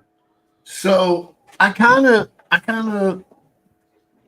agree with him. I think two things can be right? Two things can be: you could be a game manager, you could be a game changer. I think he was referring to the athletic ability like Lamar Jackson, Josh Allen, Aaron Rodgers. Like I think he's referring to game changers like great quarterbacks. And I think he's saying that some quarterbacks they can manage the game well. You know what I'm saying? Like, we can say Dak is not a game manager, but he's not a game changer because he can't win in the playoffs. Right? Now, we're going to see Lamar's healthy this year. Lamar has won one and lost one. But I feel like Lamar's a game changer just because of what he has done, not only in his past, but right now. He's in the second MVP, right? Like you can, and this is a great take I heard from a former NFL player. He was like, Kurt Warner was like that. It's kind of, he agrees with Cam, but he said the only thing he doesn't like is that how Cam kind of paints the light that a game manager is kind of, you don't want a game manager when that's not necessarily the operative word. I think he probably should have worded it differently. Yeah. I agree, Ellen, but it doesn't make sense with a lot of takes. But this one, I kind of think he was kind of veering toward, like, say, Brock Purdy's a system quarterback, which nobody's going to argue that, right? He's in a good system, but he's thriving and he's playing excellent. Like, so I think two things can be true. You can win Super Bowls with game managers. You can win Super Bowls with game changers. I can't get with that though. I can't get with that. I can't get with that system thing because my thing is then if you're going to say that Garoppolo, Garoppolo is definitely a system Garoppolo and Trey Lance should be in the league right now because they failed in this same system with the same players. It wasn't like they. No, Garoppolo balled. No, they traded Garoppolo. Garoppolo was putting but Trey Lance failed though. Trey Lance failed and was drafted before this kid. Trey Lance played one game in college. He doesn't have no accuracy, Mo. Brock Purdy has gotten so many reps in. I get it, but my thing is, let's not discredit the work he put in. I think a lot of people just saying. I'm not discrediting. I'm not saying you, bro. I'm not saying you. But I'm saying a lot of people are just not following it up with saying the work he's put in. They're saying, oh, he just thrown into a situation with stars, and he just went out there and won. If he wins that MVP and they gotta pay him, we'll see. We're gonna see. Well, we're gonna see how good he is. I think it should go to Chris McCaffrey, but that's just me. I think it's the numbers McCaffrey's put up, we haven't seen at the running back position in a long time. Yeah, he's putting up crazy. That's a different conversation. That's from scrimmage. That's a different conversation, though. McCaffrey, we talking about 21 touchdowns. Yeah. He's balling this year. McCaffrey did the same thing couple years ago when he had. We had way better quarterback play though with 4,500 yards and 45 touchdowns. Nobody's doing that this year, so I feel like he should get it this year because it's not that crazy quarterback play this year where you got 40 touchdowns and 4,500, 5,000 yards. Yeah. I feel like this. If he finishes up strong, it's gonna be a hard case because then you got players and coaches. Kittle just came out and called him. He was like Kittle and Kyle Shanahan and Brock Purdy came out and said Christian McCaffrey should win the MVP. All of them came out and said it this week. All of them. They said it live. They were like Christian McCaffrey deserves the MVP. That's pushing it. If Lamar goes out and balls out this weekend, that presses the needle. This is going to be an interesting game. This is going to be a very interesting game. I'm excited because we get to see how good Baltimore is and how good San Francisco is. I think it's going to be a good game. McCaffrey had a better 2019. That was his best season overall. He had 1,000 yards, 1,000 yards receiving, over 100 catches, like 1,000 yards rushing, 15 touchdowns. So I think that. I think he's in the conversation, but I wouldn't give it to him. I'll give it to Purdy. I don't think you need to be a superstar or that was the argument. Yeah, to win the MVP. If you're the best that year, he might have more rushing yards. He might. Oh, he's gonna have more rushing. I mean, plus it's an extra game in there too. But I mean, that's how impactful he was with the receiving. He has more. He has like a. I see what you're saying. He had 1,000 receiving yards in 2019. He only has 500. 100 plus catches that season. He was I agree with Craig. I think that was a year that Lamar won the MVP. So Lamar's stats were. He got a lot more touchdowns though. He got 20 touchdowns. That's because he touches the ball more. I mean, it's a quarterback award.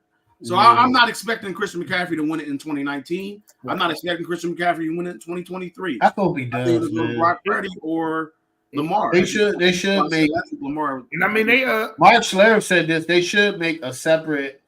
I think I was watching First Things First. I think Chris Shaw and Nick Wright said they should make it. And we've said on this show like they should make like how baseball has a Cy Young award. Like you should just make a quarterback award. Dedicated, but I mean, they pretty much done that with the offensive MVP. I mean, they basically done that with the offensive MVP. Man, they need to make another one so we can actually see who gets an MVP. MVP can go to that. Usually goes to somebody not a quarterback, doesn't it? Right. That's what they've been doing though. They've been doing it where that's what I'm saying. A quarterback can get an offensive MVP to a running back or receiver. I'd rather them have a separate award called like Johnny Unitas Award. And that gets into the best quarterback. And the MVP, it could be whoever. It could be Myles Garrett. It could be J.J. Watt. Do you know what I'm saying? It could be that now. It's just they don't give it to him. Nope, they don't. They don't. You can have a defensive player as an MVP. It's just they're just not going to get. I mean, unless that guy has like 30 sacks. So my thing is, what you're calling an MVP. When's that going to happen? When's that ever going to get? If an MVP is what never going to happen. I mean, it happened years ago, but if an MVP is what you truly call MVP, a most valuable player, there's no way Myles Garrett right now shouldn't finish in top 4. If you're talking about what he's meant to that team, with all that injuries, all what's acquired of him, but like you said, it's an offensive driven league, it's a quarterback driven league. So he's not going to even get a vote probably. No. Nope. I mean, it's pretty much Christian McCaffrey, Dak Prescott, Lamar Jackson, and Brock Purdy to me at this point. Maybe you had Hill in there, but Hill didn't play last week, so Yeah, Hill didn't play last week. I mean, he has to have three. He has to have three huge games back to back to back. If he has a big game versus like 200 yards versus Dallas, 200 yards versus Buffalo. Let me say this. Yeah, Tua dropped off.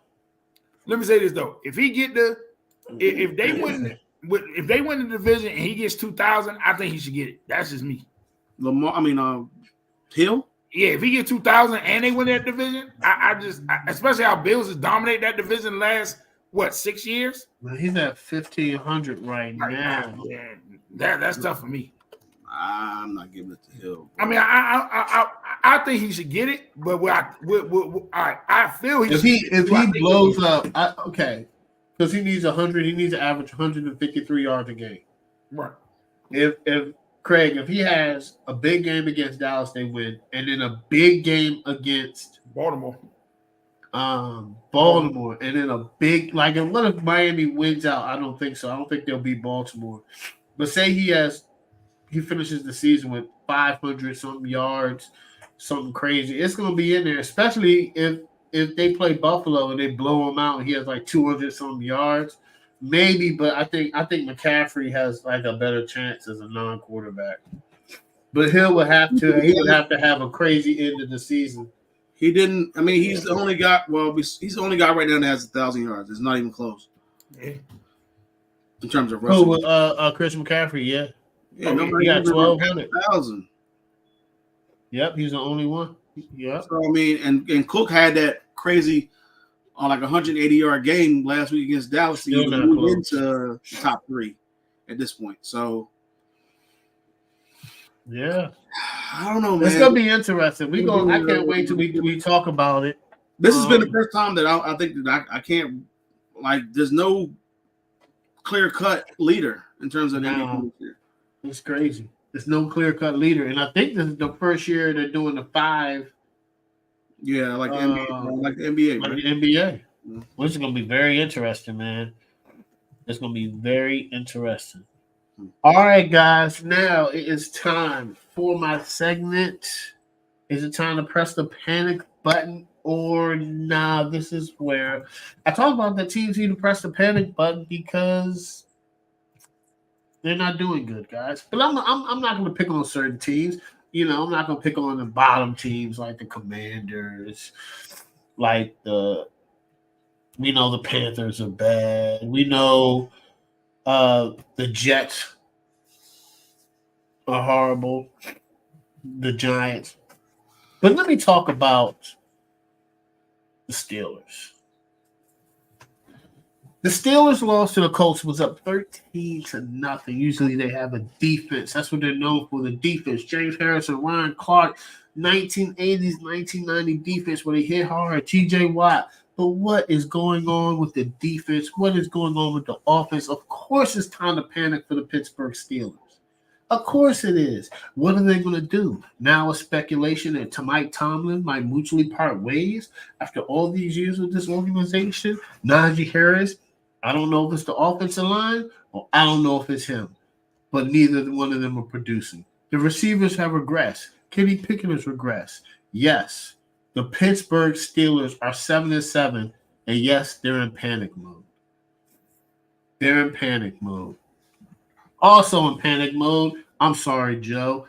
Sorry that you have to hear this. The Broncos are 7-7.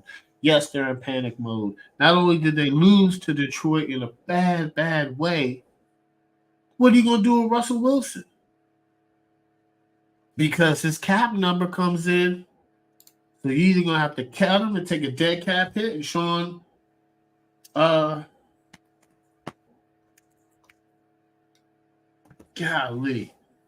The head coach. Why am I drawing a blank, Craig? The head coach for the Broncos. Sean Payton. Sean Payton was right. I knew it was Sean something, but Sean Payton, right?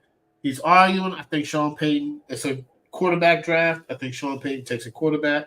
I don't know, man. It's a lot. There's a lot going on. I hope that they don't move off of Russell, but I don't know if it's looking good. The Falcons, 6-8. Head coach, Arvin Smith, what are you doing?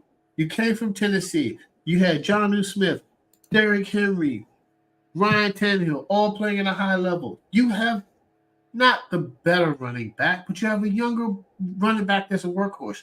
You have a Kyle Pitts. And you also have a Drake London. Is it the quarterback or is it your coaching? Because coaching develops players. So what are you doing, Arthur Smith? I don't know if you should be there next year. And the chatter has started. It started. And I think that's it. Oh, one more. Craig, you called this one out. And this is my last one. And Craig called this out. The Tennessee Titans. What are you doing? Will Levis, you still putting mayonnaise in your coffee? Well, things could get a little rocky. Things could get a little rocky in Nashville, baby. Because right now, they're 5-9 and they're not looking good. They look like on the schedule right now, like, yes, we got Tennessee coming up. And teams are just beating you. You lost to a divisional opponent without their starting quarterback. That is horrible and unacceptable. Could Craig be right? Will the Titans fire Mike Vrabel? Craig said it first, guys. You heard it here first on fourth quarter. And that is all from my panic or nah. Craig, top 5, man. There we go. Oh, man. All right. So this week I'm doing – this is just me. It's personal for me because it's about my team, the Carolina Panthers. So I'm going with my top 5 coaching candidates for 2024 that I want to see the Commanders. I want to see the Panthers go after. I don't know if they can. I don't know if they're going to be able to sign any one of these guys, but I would hope they at least give them an interview or give them a chance. Let's go. I got an honorable mention here, and that's I don't think he's ready yet, but I got Bobby Slowick, the Texans OC. I think the job that he's done with it's sad. His name's starting to come up. It's sad to see that you see the Panthers get the number 1 overall pick. They take Bryce Young, and then C.J. Stroud goes 2, and then the job that they've done in Houston compared to how they were last year, and now they're a playoff team or a playoff contending team. Crazy. And the Panthers go from a game back from winning the division last year, 7-10, and now they're 2-12. Like it's just the opposite. They both teams have flipped. So I think Bobby Slowick definitely deserves some type of consideration. But he's my honorable mention. So number 5. Okay. I've been going back and forth on this one, but you know what? This might be a controversial pick, man. But I think do it. Need some type of discipline down there in Carolina. So I'm going with Eric Bieniemy. Like I like that. I'm not sure if he's the right guy for the job in terms of getting the team to, I guess, wins or whatever you're looking for, which is what they need. But I think in terms of discipline, holding guys accountable, just be able to get on guys when they need to be yelled at or whatever the case may be, or just talk to. And you guys are all professionals, but you guys are, you got to go out there and do your job. So I think, and then the offense, in terms of the numbers, the offense is better this year than it was last year for Washington. In terms of total yards passing and things like that, and quarterback completion percentage. Now that just comes down to the quarterback and his skill set, as well. But I mean, you got another young guy that you will be coaching with a bad offensive line, a running game that's not really there. Now Washington does have better receivers. I'll give them that. So you have to try to figure something out with the receivers there. But I think Eric Bieniemy could be that guy to help this team along in terms of, especially with the discipline part, because this team is just undisciplined. Number 4, I felt better about this earlier on in the season, but now I don't. But I'm still going to leave it on here, and that's Brian Johnson, the Eagles OC. Okay. I wanted to put him further down, but I probably should have thought about it more. But the job that he was doing at first, it was amazing. Now I think the team is kind of falling off. They play some good teams, playoff contending teams. So I want to see what happens in the next couple of weeks. Obviously, the next 3 weeks they should look like the Monstars of the NFL or something like that. Like they should just dominate these 3 teams. But I thought he had a really promising outcome, especially earlier on when those when that offense was putting up 30+ points a game and things like that. And I think that's still there, but I'm kind of concerned about it. But I like the job that he was doing. And they beat some quality teams earlier, the Dolphins, the Chiefs, the Cowboys. Yeah. So that's still there. I think they just got to figure some things out, and they got to run the ball more. And I would hope if he were to be the Panthers head coach, he would be able to run the ball more, help the team run the ball more. Because I think Hubbard has started to – he's taken over for whatever reason. He's taken over from the guy that was in with the Eagles last year. Now he's Sanders. Sanders, yeah. And he's just – I mean, for whatever reason – they haven't run the ball with Sanders as much as he did last year. He had a great season last year, but I'm going Brian Johnson. Number 3 is in-house. I'm going with I will not say his first name. I'm going Evero, the Panthers. Yeah, the D coordinator. Yeah. I'm looking for an offensive guy, but the defense, I wouldn't mind if they keep, because I thought last year they should have kept Wilkes, and they should have brought him back this year. He went 6-6, had the team. They were liking him. They liked him. Yeah, he took them from a 1-4 team when they had Matt Rule to a 6-6 team. Almost made the playoffs. Almost won the division. And now you got Evero there, and the team in terms of total defense, they're third. And their points per game and all that given up against is pretty bad. They're really good against the pass. I think they're top 2 or top 3. So. And I think the job that he's done with some of those guys, especially with like Shaq Thompson being out, Jeremy Chin being out, some of those guys that are just out for the rest of the season. Jason Horn out again, so they've done I think he's done a phenomenal job. And then you have the offense just not producing, so he has to account for that. The offense is not going to be able to put up points or have long drives. The defense is constantly out there. And had his team be third, excuse me, to me is a phenomenal job, and I think he definitely deserves consideration for the head coaching job. Number 2, I got Frank Smith. I like Frank Smith. I think he's done. I mean, you just look at the offense, what they got going on down there in Miami, and you see that they put up point. They're the best offense in the NFL. So, excuse me, why not have his name out there in terms of a head coaching job? I think that obviously he has better players. I mean, Hill and Waddle at the receivers, and then you got 2 really good running backs, and you have Tua.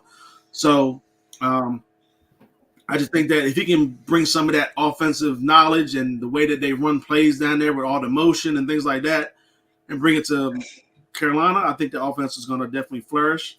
At least I would hope so. And number 1, I mean, it's pretty much everybody's number 1 is Ben Johnson. The second year in Detroit, the offense, I mean, he's got the team right now as the NFC's North leaders. They're most likely going to win the division. First time making the playoffs since, the 90s, I think? No, I take that back. Since Matt Stafford was there, like, years and years ago, I guess. Excuse me. But I think the job he's done, I think he was definitely a head coaching candidate last year. Yeah. He wanted to stay with Detroit. Okay, cool. And now his name's getting brought up again this year. Yeah.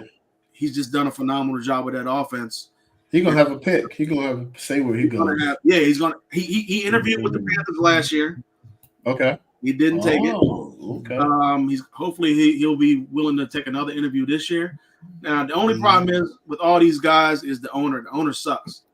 So the GM sucks. Trust me, I get it. So, I mean, I don't know if anybody, like, if any top candidate will be willing to come there knowing that you're probably going to be on a short leash or whatever the case may be. I'm hoping that the owner can give them maybe not like maybe like the deal that Ryan's got in Houston.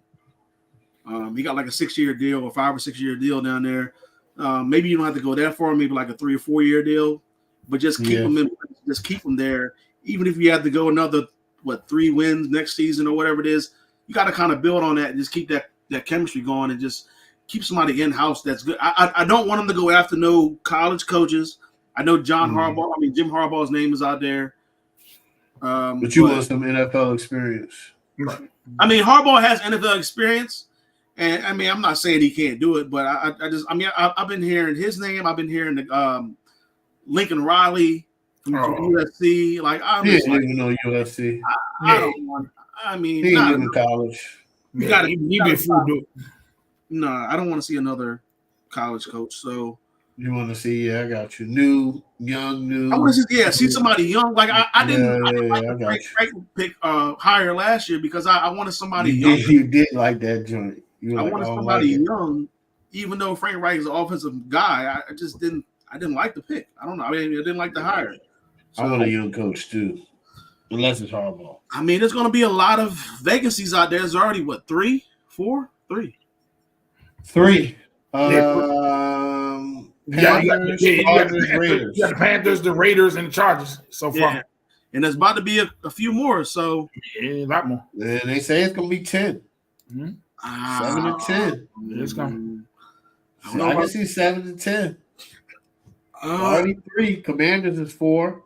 Patriots is 5. I think the Bears could be up there. I think the Bears. New Orleans. Yeah, New Orleans. Yeah, New Orleans, if they don't make the playoffs, Tennessee possible. Yeah. Tennessee is possible. I mean, I'll tell you my wild card one. If he losing divisional, if he losing divisional again. Oh God, no, not Mike McCarthy. Listen. 3 straight years. They're not gonna get rid of Mike McCarthy, man. I get it, y'all, but is it far-fetched 3 straight years losing divisional though? Is it far-fetched? I would take as a Panthers fan right now. I get it. We're talking about dollars though. I understand. As a Commanders fan, I would take that. I get it, but we're not talking about us. We're talking about Jerry Jones. We're talking about dollars. Jerry Jones like to fire coaches like that. He doesn't. Give them a decent amount of time. He doesn't. Jason Garrett was there for a minute. I got you. Mike McCarthy gonna be there for a minute. I'm telling you. He's not going to fire Mike McCarthy. He's making him a lot of money. He's winning games. And you guys know who has the longest losing streak in the NFL right now? Hold on. Let me take a guess. We do. Damn. Hey, good call, Mo. I was about to say, it has to be us. What's it, 7? 5. 5? Yeah. It was we started 2-0. We started 2-0, now we 4-10. Boy, I ain't seen nothing like that. I told you. I told you. But they you had us going to the playoffs. I told you don't drink the Kool-Aid. I told everybody, all the Commanders fans, oh, you picking Dallas to be good. Oh, you don't even like the Commanders. I was like, no, we have Sam Howell. The defense is actually what's alarming. The defense was horrible. A lot better. How we go from 3 to the bottom? Sam Howell turnovers is terrible. What'd you think about on quarterback now, Mo? My prerequisite is I don't need a coach that's going to sit there and keep folding his arms. We've had that for 7 years. When things go wrong, you ain't got no fire to you. You keep folding your arms every time something go wrong. It was Jay Gruden, now it was Rivera. We about to go to the next topic. But Chicago said they might. I don't know, man. I'm hearing different things out of Chicago talking about they might trade the number 1 pick. I'm going all in. I mean, if they trade down to get Marvin, hey, listen. If you go Marvin, that's crazy. That's crazy. You gonna pass on 2 generational quarterbacks? Listen, if you go Marvin with DJ, I'm not passing on Drake May or Caleb Williams. So let me ask you a question though. I'm drafting Caleb with the number 1 pick. Let me ask you a question though. Let me ask you this question right now. You trade Fields and get Caleb Williams with this roster right here. Are they better than what they are right now? Yes. No. Caleb Williams is a better quarterback than Justin Fields. No, sir. Mo, you would rather have Justin Fields than Caleb Williams? I get what you're saying, but that's true. So would you rather have Caleb Williams or Sam Howell? What they are right now, though. Would you have rather Sam? So you would trade? Listen. I'm calling you. I'll give you 3 number 1s. I'll give you 3 number 1s. Right now, he makes them better. He makes them better than Fields do with that roster right now. Yes. Okay. Yes. He's gonna be in the same situation with that offensive line. He's gonna be in the same situation. He's gonna be better. And that defense. Don't give me that excuse. I don't want to hear that. CJ, there's no excuse for young quarterbacks no more, Mo. There's no excuse. Lamar was around him. I'm not saying the quarterback. I'm saying what's around. You're crazy if you keep him. You're wilding out. You better add something. You better go out and do an overall. That's why Chicago's gonna suck. If they pass on Drake May and Caleb Williams, they're gonna suck. Drake May not better than Caleb. I was with you with the Caleb. Don't go to Drake May. No. I'm just saying, right? just saying, like I'm Drake drafting. May ain't no Caleb. game changer. Drake May ain't that. Drake May ain't that to me. I'm sorry. I'm just saying, a lot of people like him. I think Michael Penix is better. That's neither here or there. I don't know. But Drake, let me say this. But Drake, they say Drake May might be good. Drake may need to go to a veteran team and he'd be on the back end. He cannot. I don't see him as somebody need to go top 5, and you saying take over a franchise. I don't see it. He's gonna be the Patriots. So let me. I would just draft Caleb. That's all I'm saying. Yeah. And if Chicago's willing to trade Caleb, if I'm Washington, I'm calling. What do you want? He's top 3 first rounders. Got it.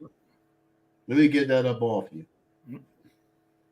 He's going top 5.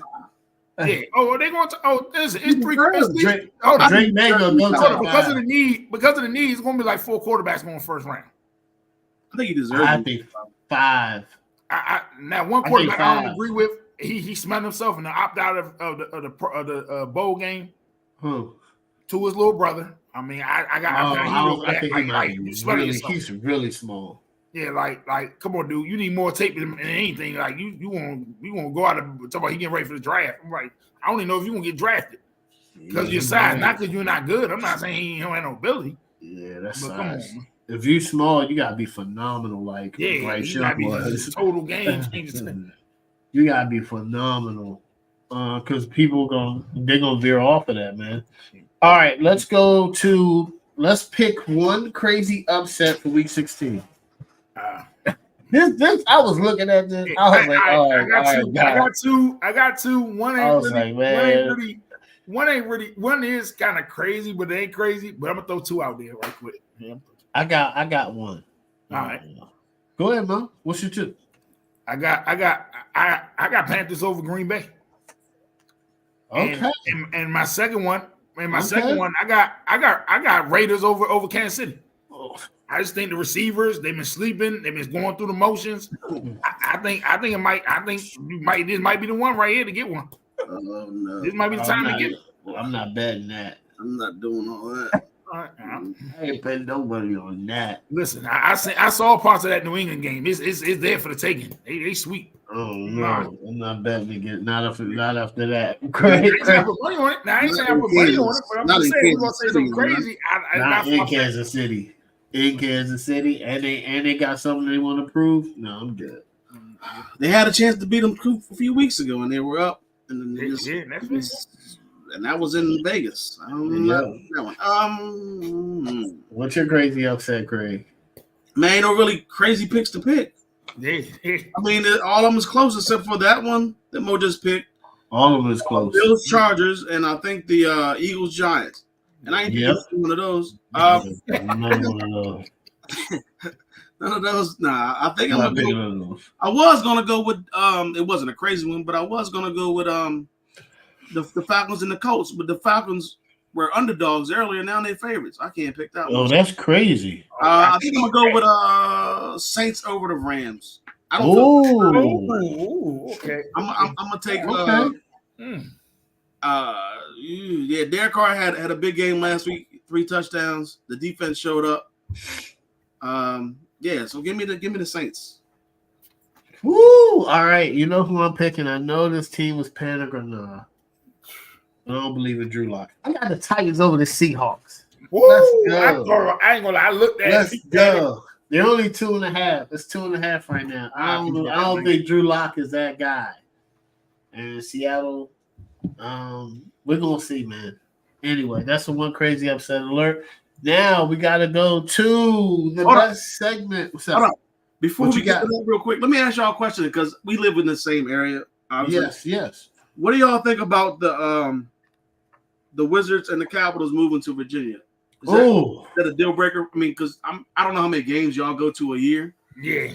I ain't been to many, so that's kind of because I'm not a Wizards fan. So since it's farther out, would that make it a deal breaker for you guys?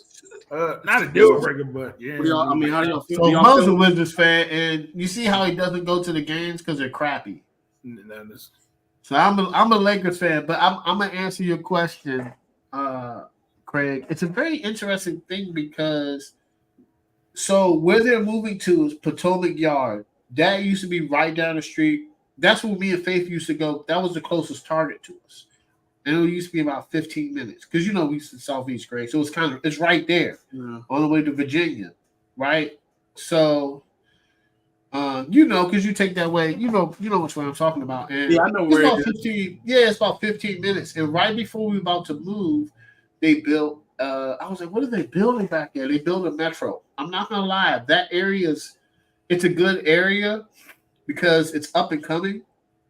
It's got a nice target. It's a nice area. It has a metro there, and you're close to Crystal City and you're close to Pentagon.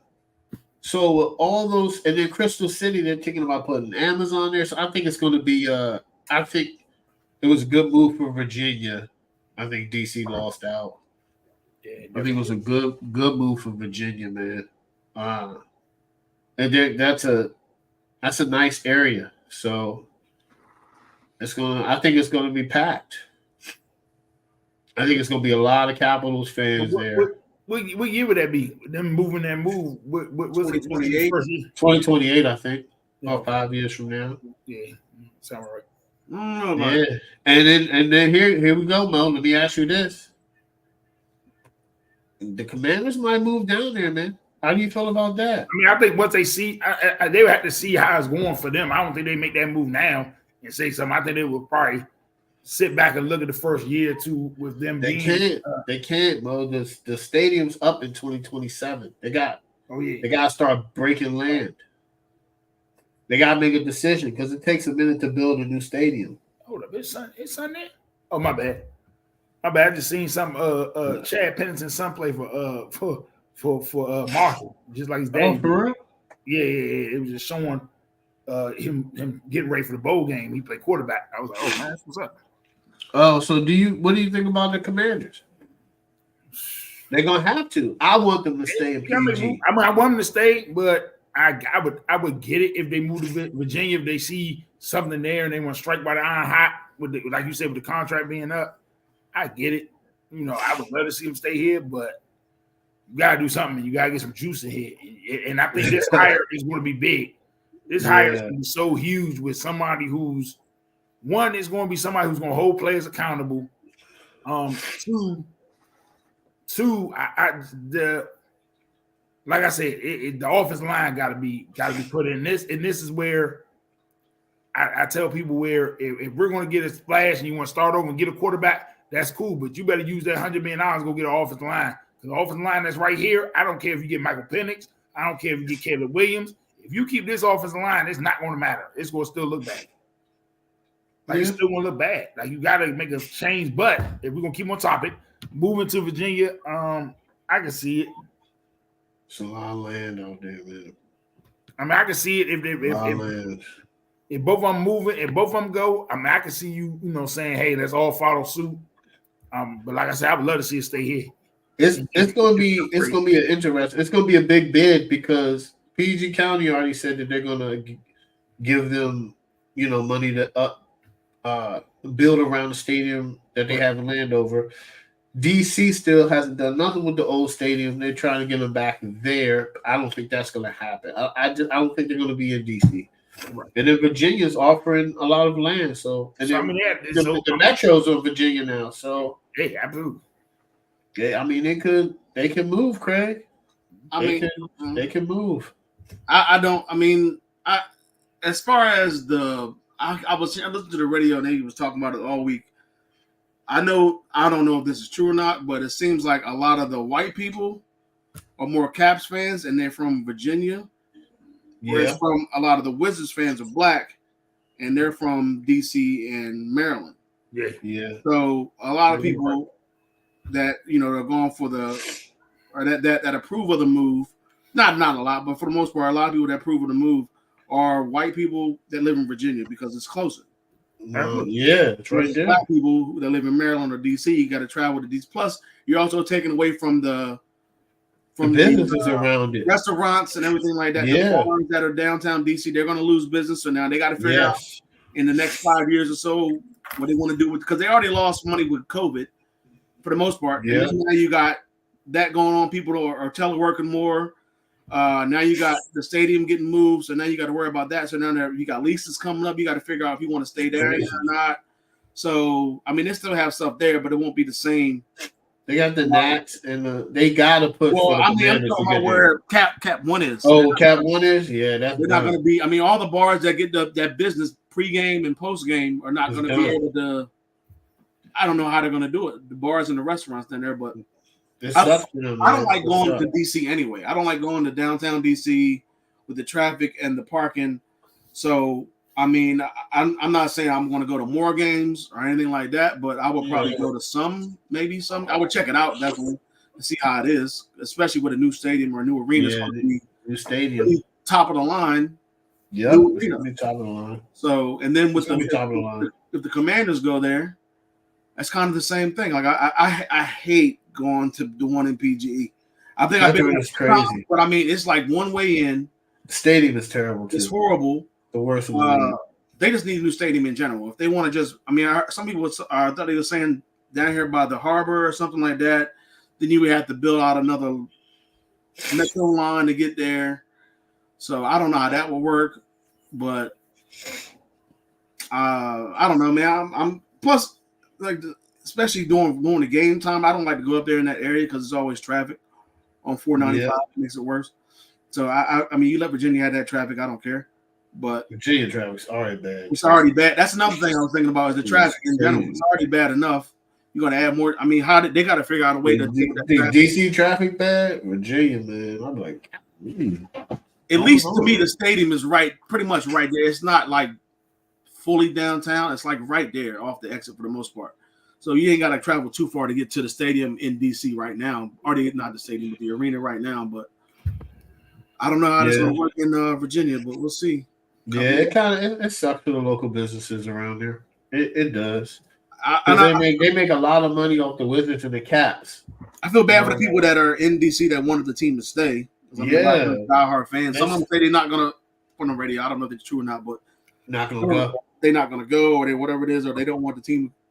They don't want the team to go. Blah blah blah. So we'll see what happens. But I mean, that's tough. You lose the Wizards and the Capitals. You already lost the Commanders. You already lost the Commanders. You don't know if you're gonna get them back. Oh no, that's and some people are like, well, they should change the team name to the Virginia Wizards, and I'm like, that doesn't make any sense. They're not gonna do that. I mean, you got teams that don't play in the same state and that don't play in the city. I think a lot of teams. Plays in Santa Clara. They're not Santa Clara 49ers. Yeah. So I didn't. Dallas doesn't. Dallas. I don't think Dallas plays in Dallas. Nope, they don't. No, they don't play in Dallas. So they don't play in Dallas. I don't know why people. They play in Arlington, I think. Yes. Yep. So I mean, it's just like people that say that's crazy. Calling in for that is weird. But I know, like Mike Wilbon says he's from DC. He was very passionate about the team staying in DC, and I think sucks, man. There was another black guy who used to do basketball for TNT. I can't remember his name, but he was very passionate about it too because he's from DC as well. So it sucks, man. It sucks, man. All right, guys. On a good note, the best segment of the hour. Who you got? Yeah, what is going on? I'm gonna start out with this one. This is a very interesting one. Actually, guys, the who you got, it was kind of very interesting to pick. It's just a lot of 7-7 teams, so we try to do the best scenarios and the best teams of every week. All right, Browns versus Texans. The coach, both coaches are doing phenomenal. I'm not gonna lie. Both coaches are excellent right now, but the job D'Amico Ryan's doing first year, that win last week was huge against a divisional opponent without your starting quarterback. But Kevin Stefanski has Joe Flacco balling on a different level. I can't get mad. Both are really good coaches. We don't do pushes around here, guys. Well, I don't. So I'm gonna go D'Amico Ryan's, but it's really close, man. I don't know if this was against another team. I would have picked Kevin Stefanski because he's doing a really good job, man. He's a good coach. Offense, CJ Stroud should be out of concussion protocol. I'm gonna go with him. But the Browns do have really good pieces. They got Jerome Ford, Kareem Hunt, Amari Cooper, and Joku. Golly, wait a minute. Oh, did I pick Cleveland's offense? Yeah, I'm picking Cleveland's offense. I just talked myself out of it. Just because the Texans have some injuries on the offensive side of the ball, and sometimes that worries me. Um, Defense, I'm gonna go to Browns. Even though I like what the Texans are doing, they're young, but I gotta go with the Browns defense. The Browns defense is playing at a historical level. They're great, especially at home. You're not beating them. They're getting turnovers. I like the Browns defense. Overall, I think this is going to be a sneaky, very interesting game. I think it's going to be a physical, hard hitting game, and I think the Texans. Nobody in the beginning of the season thought we were going to be talking about the Browns and Texans on who you got in Week 16. That is wild, both in the playoff. But the Browns do not play good on the road. I'm picking the Texans in this one. Very close game, very defensive game. I think it's going to come down to a turnover. I think C.J. Stroud is going to make the right play at the right time. And I have this one, 21-17, Texans. Mo, Browns versus Texans. Who you got? Coaching. This tough. I definitely agree with you. But I'm gonna go Stefanski. When you go through three quarterbacks, and if you look at the injuries, I think they showed the cap hit. Crazy. They got the most. They showed the cap hit of the injuries they have. I think the cap hit is over $100 million. If you add up the players that's injured right now, if you add up Chubb and Deshaun Watson and the tackle, yeah. And then so I'm gonna go Stefanski. Offensively, I thought I saw something at the bottom of the screen that says Stroud is likely out, still in concussion protocol. So I'm gonna go Cleveland offense, man. The way Flacco's playing, back-to-back 300-yard games, even when he throws picks, he don't flinch. Yeah. He comes back and keeps balling. You add in Ford, like you said, Ford. You add in Cooper. Then they finally said Njoku finally looking like a first-round pick. People don't realize he was a top 20 pick out of Miami. Coming out of Miami University, and he's finally starting to look like it finally. So, so defensively, I'm gonna go no respect. I love D'Amico Ryan, love what their defense is doing, but there's a game changer. The reason I love Cleveland defense so much is because it's their players. And I get it now. The cap is like it is, and all this. People want to go out and get players, but they built their defense from the draft. If you look at it, Myles Garrett, Denzel Ward, Newsom, Duplett. Yeah, it's people they drafted. That was their guys. So I just love what they're doing. Their defensive ballers.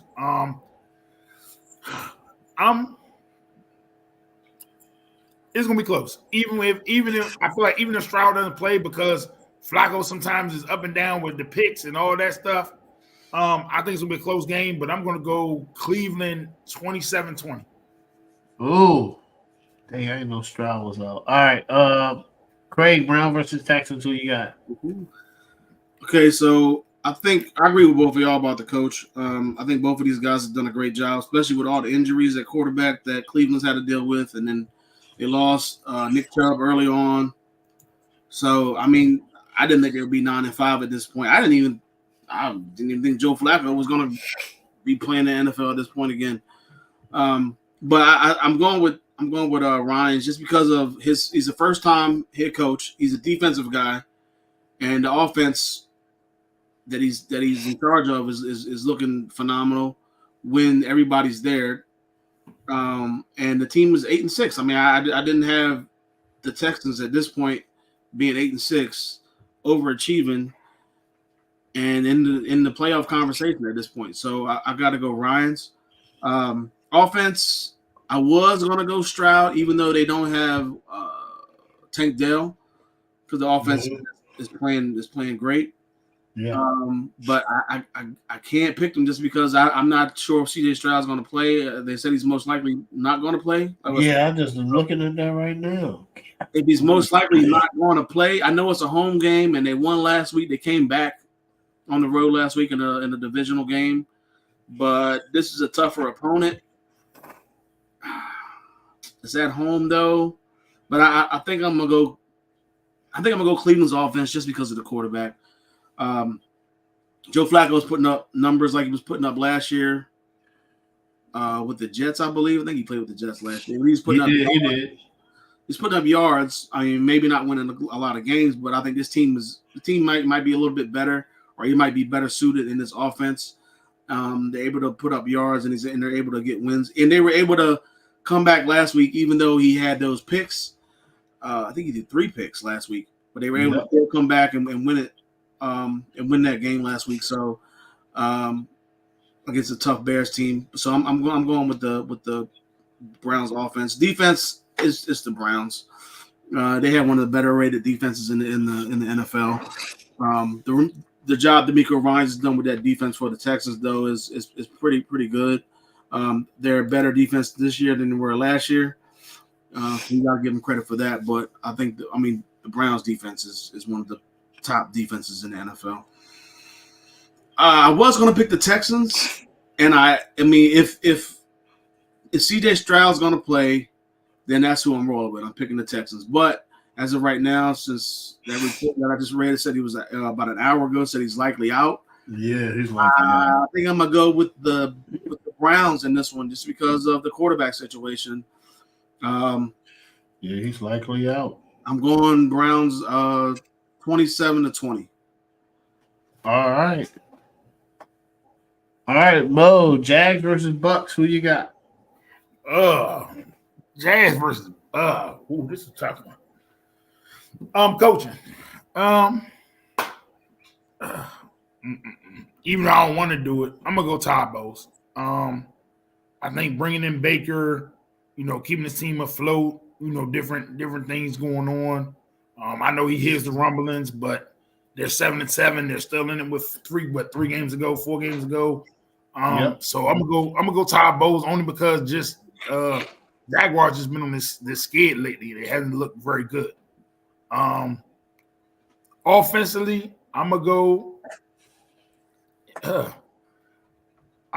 It got to click eventually. I'm gonna go Jacksonville. It just has to. Something ain't there. Something's not there. But I feel like it has to click eventually. And I'm putting this with kind of more of my money up on the line. Who could maybe go and get an explosive game going? I just think Trevor Lawrence, ETN, Ridley, Jones. It got to go eventually. Like, it just hasn't been there. I don't know what's going on. I don't know if it's chemistry. I know Lawrence is more banged up than what people have said, but something got to go. Something got clicked. Defensively, I'm gonna go with Jacksonville as well. I just think Trayvon Walker's playing better. I watched the Baltimore game. He looks more explosive in the as far as the pass rush. He only had 2 sacks his rookie year. This year, I think he had 6 so far. He's always been a run stopper, but this year he's looking better in the passing game. I know we will forever question why they got him over number 1 over Hutchinson, but he's starting to improve. I always love Josh Allen out of Kentucky. Lord have mercy, he can ball. Like him, if Trayvon Walker gets really to that elite level, them two, that's just a terror for years to come.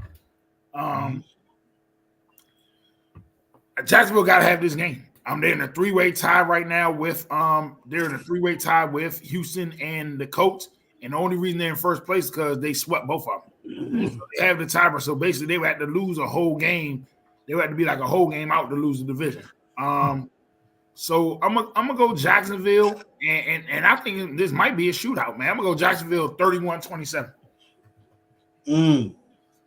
Okay.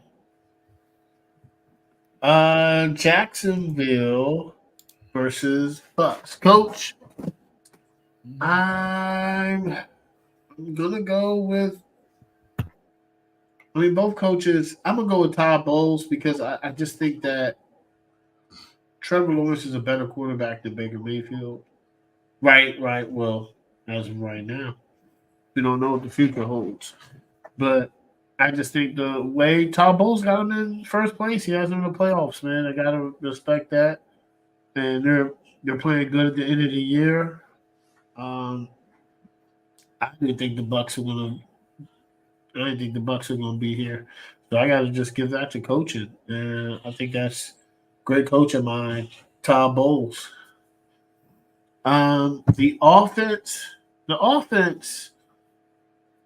I can't go with the Jags because the offense hasn't been good. Like Calvin Ridley was supposed to come in this year and explode, and I thought he was, but he hasn't. Evan Ingram's been playing good, but I think Trevor Lawrence really misses Zay Jones. Hasn't been really healthy this year, and Christian Kirk as well. So I got to give the Bucks the advantage of the offense just because what Baker Mayfield did last week. Perfect quarterback rating in Lambeau. And then you got Chris Godwin and Mike Evans. They're balling. I think that's a better offense. Defense. I mean, this is pretty close. I'm gonna go with the Bucks. The Bucks are at home. I think they're gonna be. I think they just got a better defense than the Jags. I might be wrong. I don't know it statistically. But as far as my take on who you got, I'm going with the Bucks D. This is Moes completely right. This is a tough game for Jacksonville. They're not at home. Trevor Lawrence isn't healthy, but it is kind of like a home game. I mean, because it's in Florida, so I mean they'll be used to it. I think this game is. I think it's going to be a good game, but I think the Bucks win. I think they sneak one out against Jacksonville. Trevor Lawrence isn't playing good. He fumbles the ball a lot, man. He fumbles a lot. He's not playing good. And this time of the year, if you're not like a great quarterback, man, you need to be playing great at this time of year. And I don't know. Trevor Lawrence is, he is the best quarterback on that draft class, but he got to start putting up some better numbers for me to start looking at him like he's up a top tier because right now he's not. So I got the Bucks winning this game 27-20. Craig, Jags versus Bucks. Who you got? Okay, so I'm going with Todd Bowles in the coaching matchup just because he has the team in first place. Mm-hmm. I didn't give him much of a chance in terms of winning the division. I thought they would be third. Or no, actually, I had him last. In the division. Yep, me too. But they're right there at the top right now. So when they have all they gotta do is just pretty much they don't even have to win this game for them. But next week's game against New Orleans is definitely for that division. So yeah, at least at this moment, I just thought that the Jags would be. At first, I had them as the third seed, or maybe as the fourth seed, or whatever it is, and then you convinced me they were going to be this phenomenal team. The next thing, I put them at 2. That's awesome, man. When we did the reevaluation, and now they're back to 4, and they might not even. I mean, they got Indianapolis breathing down their neck, and you got Houston breathing down their neck. Both of them at 8-6. All of them at 8-6. So they just own the tiebreakers at this point. So that's the only reason why they're ahead. But so Doug Peterson, I mean, the team has lost 3 in a row. I can't roll with it at this point. Offense, I want to say Jacksonville because they had the better quarterback, but I think I'm gonna lean towards Tampa Bay. I just think that both running backs are really good. Both can run the ball. Both can catch. You got one team that's on a 3-game losing streak, one team that's on a 3-game winning streak. So, and Tampa Bay's offense, I mean, it's pretty much Mike Evans. That's the main guy that they get the ball to. White is really good, like I said, coming out of the backfield. He can run and he can catch. Chris Godwin is kind of an afterthought, but he's still on the squad as well. On the other side, you got Calvin Ridley, who's started out the season. He started out good, and then he's kind of fallen off. Versus Ingram, who started out slow, and now he's picking it up. Christian Kirk's out. I think he's on the IR, so he's not. I mean, that's just one target that you don't have anymore. Zay Jones came back. I think he had a touchdown last week. Excuse me, against Baltimore, but they ended up still losing that game. But I do agree with you that he had Trevor Lawrence had some costly fumbles in that game in Baltimore that cost them some points. They were getting down there in Baltimore territory, and he fumbled the ball. You never know. You could have had 3 points, or you could have had a touchdown. Who knows? But that can't continue to happen, especially in this game where you got the Colts and the Texans who have a chance to take the division lead at this point. Because if you lose this game and one of those two teams win, I mean, I don't know, man. That's going to be that's tough. So I'm going with Tampa Bay's offense. Defense, I'm going with Tampa Bay. Slightly over Jacksonville. It's nothing. I mean, both teams are kind of towards the bottom to me in terms of defense. Mm-hmm. Nobody's really done anything for me to be like, oh. But I just think that Tampa Bay has, I guess, the more known players on defense, Devin White and Shaq Barrett. So I think I'm gonna lean towards Tampa slightly. This should be an interesting game because Tampa Bay, even though they don't really need to win this game, they kind of would have if they win this game, then they would kind of control, I guess, next week. They would have that momentum going to that game. Plus, you've already won 3 in a row, chance to win 4. Jacksonville's reeling at this point. They lost 3 in a row, so they can't afford to lose any more at this point. With just 3 games left. I think Jacksonville's going to be desperate here to stop the bleeding, get a win, and go into the playoffs with double-digit wins and win that NFC or the AFC South. So I'm going Jacksonville 30-24. All right. So we're going to stay on you for the Florida team. Cowboys versus Dolphins. Who you got, Craig? Ooh, it's a tough one. For the tough one. It is. Coach, both teams are kind of in the same situation because they both have struggled against winning opponents. I think I'm gonna pick McCarthy just because he's beaten. I'm picking McCarthy just because his team has beaten at least one winning 500. Yeah, and that was the Eagles and the Seahawks. Yeah. So at the time, the Seahawks. So I got to go there. McDaniel, he's done a phenomenal job with this team. The team looks really good. That loss to Tennessee, to me, both teams have had some bad losses. Dallas lost to Arizona. Miami lost to Tennessee. So that's tough, but also just the fact that Miami has not beat a winning team so far this year. Now, they could change all that, obviously, in this week and the next couple of weeks. But as of right now, I'm going slightly Mike McCarthy. Offense, it's not even close. I'm going with Miami. As long as Hill is healthy and he's able to play, then I'm going with Miami's offense. Dallas you talked about this earlier, how bad Dallas looks on the road. And, I mean, this is another road. Get it. Fortunately, the weather, but the weather was decent. People were saying the weather's going to be a factor, and the weather turned out to be nice 40 degrees and all this other thing. Yeah. So in Buffalo in December, and they still weren't able to do anything in terms of offense. So I'm going Miami here. I hope Hill plays, and I hope he's healthy. Yeah, I like Miami's offense. Defense, I'm leaning Dallas. Miami's defense has gotten a lot better as the season has went on. Dallas's defense, I want to see. They're like equal. If it's going to travel. Huh? They're equal. I want to see if okay. So Miami has the 5th and Dallas has the 6th. They're pretty equal. All their numbers are pretty equal. I mean, okay, so I'm still picking Dallas, but it's slightly. It's slightly, yeah. Like I said, Miami's defense is starting to pick it up. They're starting to play a lot better the last couple of weeks. I outside of that Tennessee loss, but they also lost Hill in that game. He came back later, but he was hurt. Tua just, he didn't have a touchdown, so he didn't look good in that game. You got Dak Prescott coming off of arguably his worst game since the San Francisco game. Yep. Maybe even worse, because might have been worse. Yeah, he just didn't have anything in that game. But this should be, the weather should be a lot better. Going into a tough road game.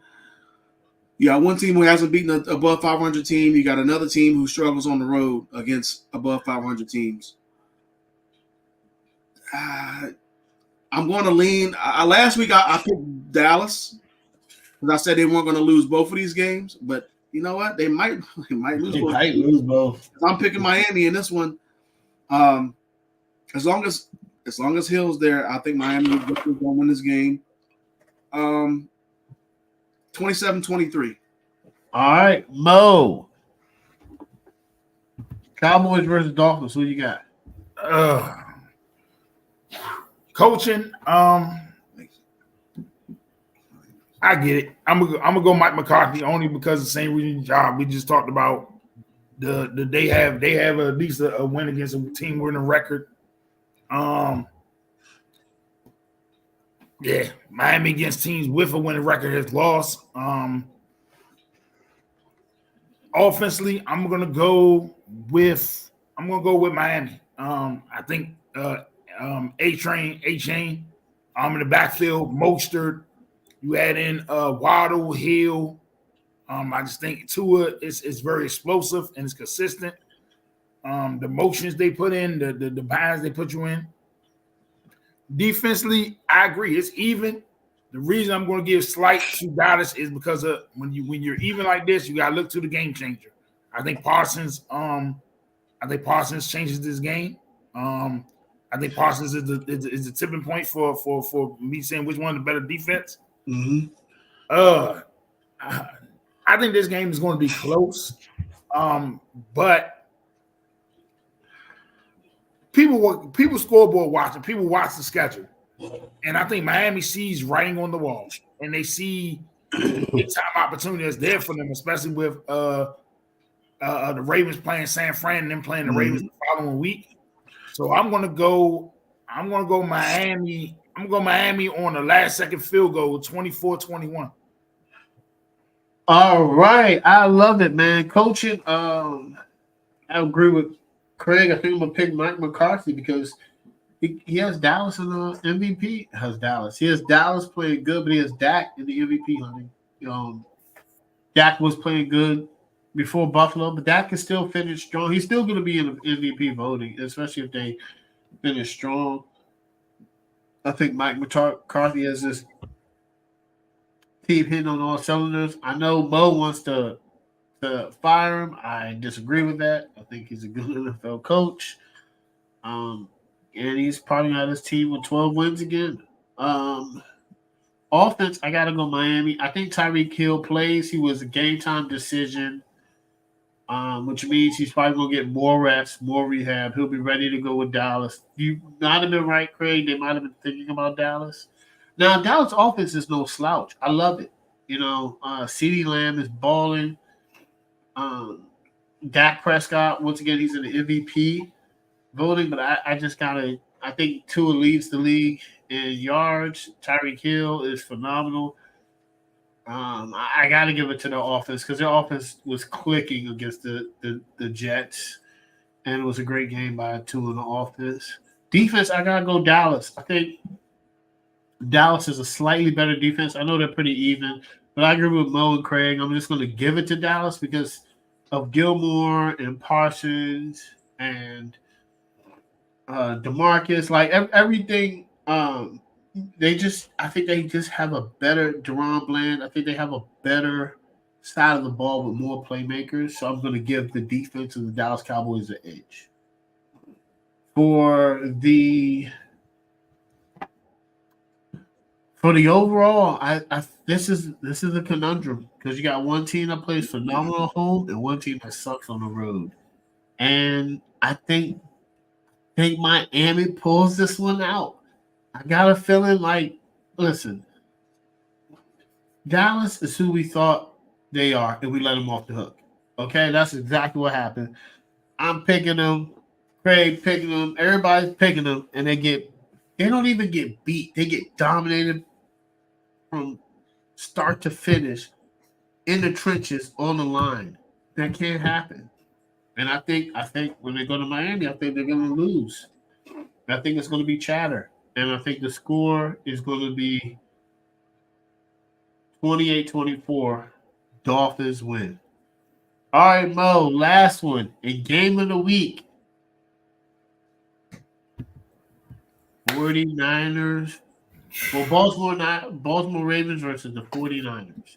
Because they're in San Francisco. Christmas Day game. Coaching, I'm going to go Baltimore. I know Mike Shanahan has done a phenomenal job. As usual, he's done since he got there. Mm-hmm. But I'm going to salute John Harbaugh on making a hard choice and a hard decision to go a different route with his coordinators and bringing two dudes from college. I mean, they have NFL experience as far as assistants, but bring in two college coaches that have really changed the culture, and I like both their schemes. They went out and got receivers. They said, hey, we know we can pass the ball a little bit. We know we can do some things. Let's really let Lamar hang loose. He got more freedom. They're running him less. And they even taught him how to run the ball and get out back. He's doing different things. He'd run. I was looking at the game the other day. He ran and he would cut the opposite way to the sideline. 3 years ago, he tried to do spin moves and try to get everything out of it. And he's understanding he can't do that. He can't take those type of hits no more. So I'm going to go Coach Harbaugh. Offensively, I'm going to go San Fran. I get it. I understand, what it is. I understand. I like the Ravens. I love Lamar, but San Fran is operating and clicking on this a whole nother cylinder right now. If you talk about if you add in Debo, Kittle, you add in McCaffrey, that offensive line, how they're able to pull tackles and guards and shift and do all this other stuff. It's amazing. Defensively, this tough. I go push if I could. But I know we stopped doing pushes, so I'm only going San Fran, and I think I'm gonna stay consistent with this. The reason I'm going San Fran is for the same reason I'm with Dallas. I don't think the defensive tackle inside is having a phenomenal season. I think Baltimore's leading the league in sacks. They're in the top 3, I think, something like that. But they don't have a Bosa or a Chase Young, and I think that makes the difference. And when you're comparing, this is gonna be a tough one. I think Baltimore will have to revert somewhat back to their old ways. I don't think they want to get into a straight shootout with this team, but I think they're going to be forced to. And I just think San Fran is going to make more plays down the stretch with their pass rush. I'm going to go San Fran 37-30. Oh. All right. 49ers versus Ravens. Who you got? Coach, I'm going to go Kyle Shanahan. I think Kyle Shanahan did a phenomenal job. The way he has his offense clicking, defense clicking. He's a phenomenal coach when it comes to running backs. He's a phenomenal coach when it comes to offensive system. Once again, guys, I'm a Commanders fan. We had him, but we let him go because we're idiots. He's a great offensive mind. And I like what Harbaugh's doing, but I kind of just like Kyle Shanahan and what the job he's done this year. Offense, I got to go 49ers. I love Lamar. He's playing good, but we're going to have this game could decide who's going to jump ahead in the MVP race. It could, and, who has a better chance to get number 1 seed. I think it's locked up with San Francisco at this point. But the Ravens could get the number 1 seed. But I just offense San Francisco. You got Purdy, McCaffrey, Trent Williams, Brandon Ayuk, Debo Samuel, and George Kittle. That's a very good offense, guys. Probably the best offense in the NFL. Defense, I gotta go with the Ravens. I think the Ravens just have a better defense. I think that they have uh I think their defense is just better. I think their defense is very similar, but I think Baltimore's defense has been just a little bit more consistent. I like for my uh taking. They've been in like the top two all year. So I just like the Baltimore Ravens defense. Um, this game is very interesting, guys. Like I said earlier in the season, I said this game could come down to it's a non-conference game, but this could be a rematch in the Super Bowl. This could be, this is the best teams in the NFL, and um, now I'm going with the Ravens. I think the Ravens are going to win this game. I think Lamar Jackson is going to put himself ahead in the MVP race. I think he has a phenomenal game.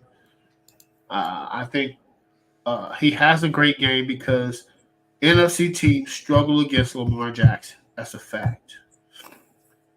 Number two, this season, all the teams that were favored on Monday Night Football have lost. All of them. So I think the Ravens keep that trend because they're not favored. San Francisco's favored. So I would take the Ravens. I think the Ravens. I think it's going to be a defensive game. I don't think it's going to be high scoring. I think it's going to be 21-17 Ravens. I think this is going to be trenches, defensive game, masterminds on defensive offense. It's going to be a chess match all game. And with chess matches, it's going to be low scoring. It's going to be 20-17 or 21-17 Ravens. Craig, finish it out. Okay, so Ravens 49ers. Who you got? For the coach, I am going with Harbaugh. I agree with Mo that with this new offensive coordinator, new defensive coordinator. I mean, the fact that they got some new guys in there, and unlike Philly, this team is going in the right direction versus Philly is going in the opposite direction. So yeah. I think both coaches obviously they've done a great job. They both had their teams as the number one seeds right now in their respective conferences, but. I'm just going Harbaugh slightly. I think that with some of the players being out, especially with the running back with J.K. Dobbins, who's pretty much never there, and I think that the job that he's led Lamar into, and versus Brock Purdy, who's had some injuries here and there, but their players have come back, and we saw what happened when Brock Purdy didn't have Debo or didn't have Trent. They lost 3 games in a row. So I'm going with Harbaugh. I just think he's done a great job. And Lamar is not putting up the MVP numbers that he had in 2019, but he's putting up enough numbers to get him in that conversation. Yeah. And I'm going to talk. Offense, I'm going with the 49ers. Brock Purdy, to me, is the MVP right now if the season were to end today. Chris McCaffrey's in the conversation as well. You got 3 guys in the conversation for MVP in this game. Debo, Ayuk, George Kittle. Those guys are playing phenomenal this season.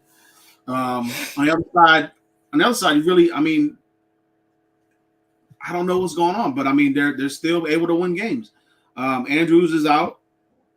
I talked about J.K. Dobbins being out for the season. It's like the next man up mentality, like it should be. But these guys are able to just lean on Lamar and let him lead the way. And you got Zay Flowers. I'm still waiting for Rashad Bateman to step up. He's just been kind of he's taking a backseat. Like I haven't heard from him in a while. Odell Beckham. He's bringing that veteran presence. He makes a couple plays here and there, but that 49ers offense, man, especially with Purdy and with Christian McCaffrey, that's a tough combination. Defense, this is tough. The Ravens are second in terms of total yards. They also lead the league in sacks. The Niners I think the Niners give up a little bit less points per game, and they lead the league in takeaways. Yeah. So I mean, right. it's like it's crazy close. It's tough. I think I'm gonna lean slightly towards Baltimore.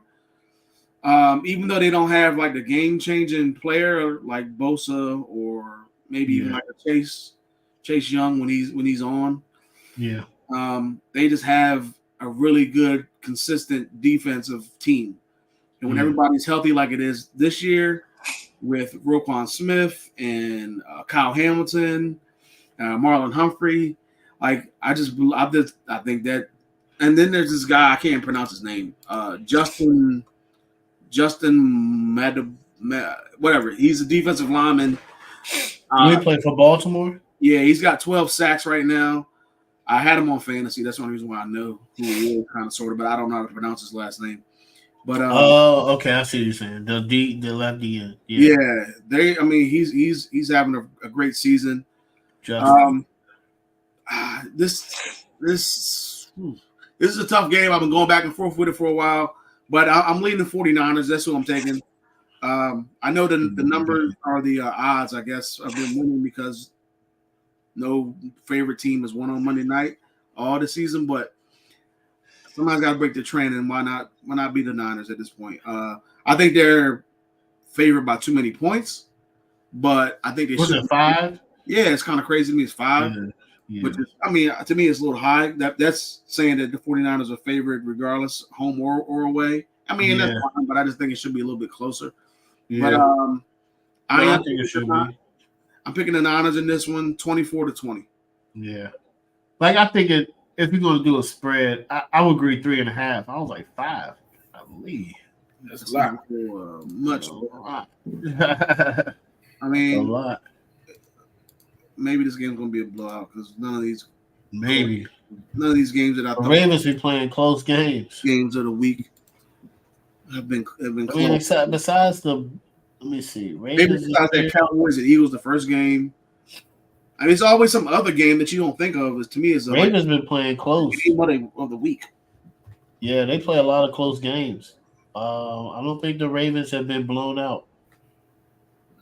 If they lose, they lose. The most they lost by 7 to the Steelers, 3 to the Colts, and hold on, they lost to somebody else, and they lost 2 points to the Browns.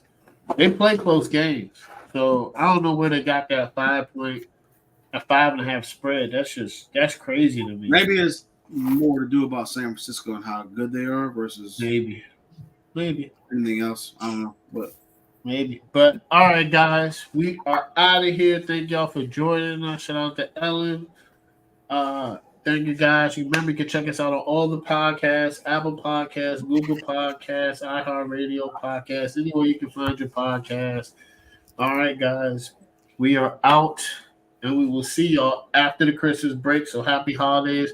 Merry Christmas, everyone. Fourth quarter is out.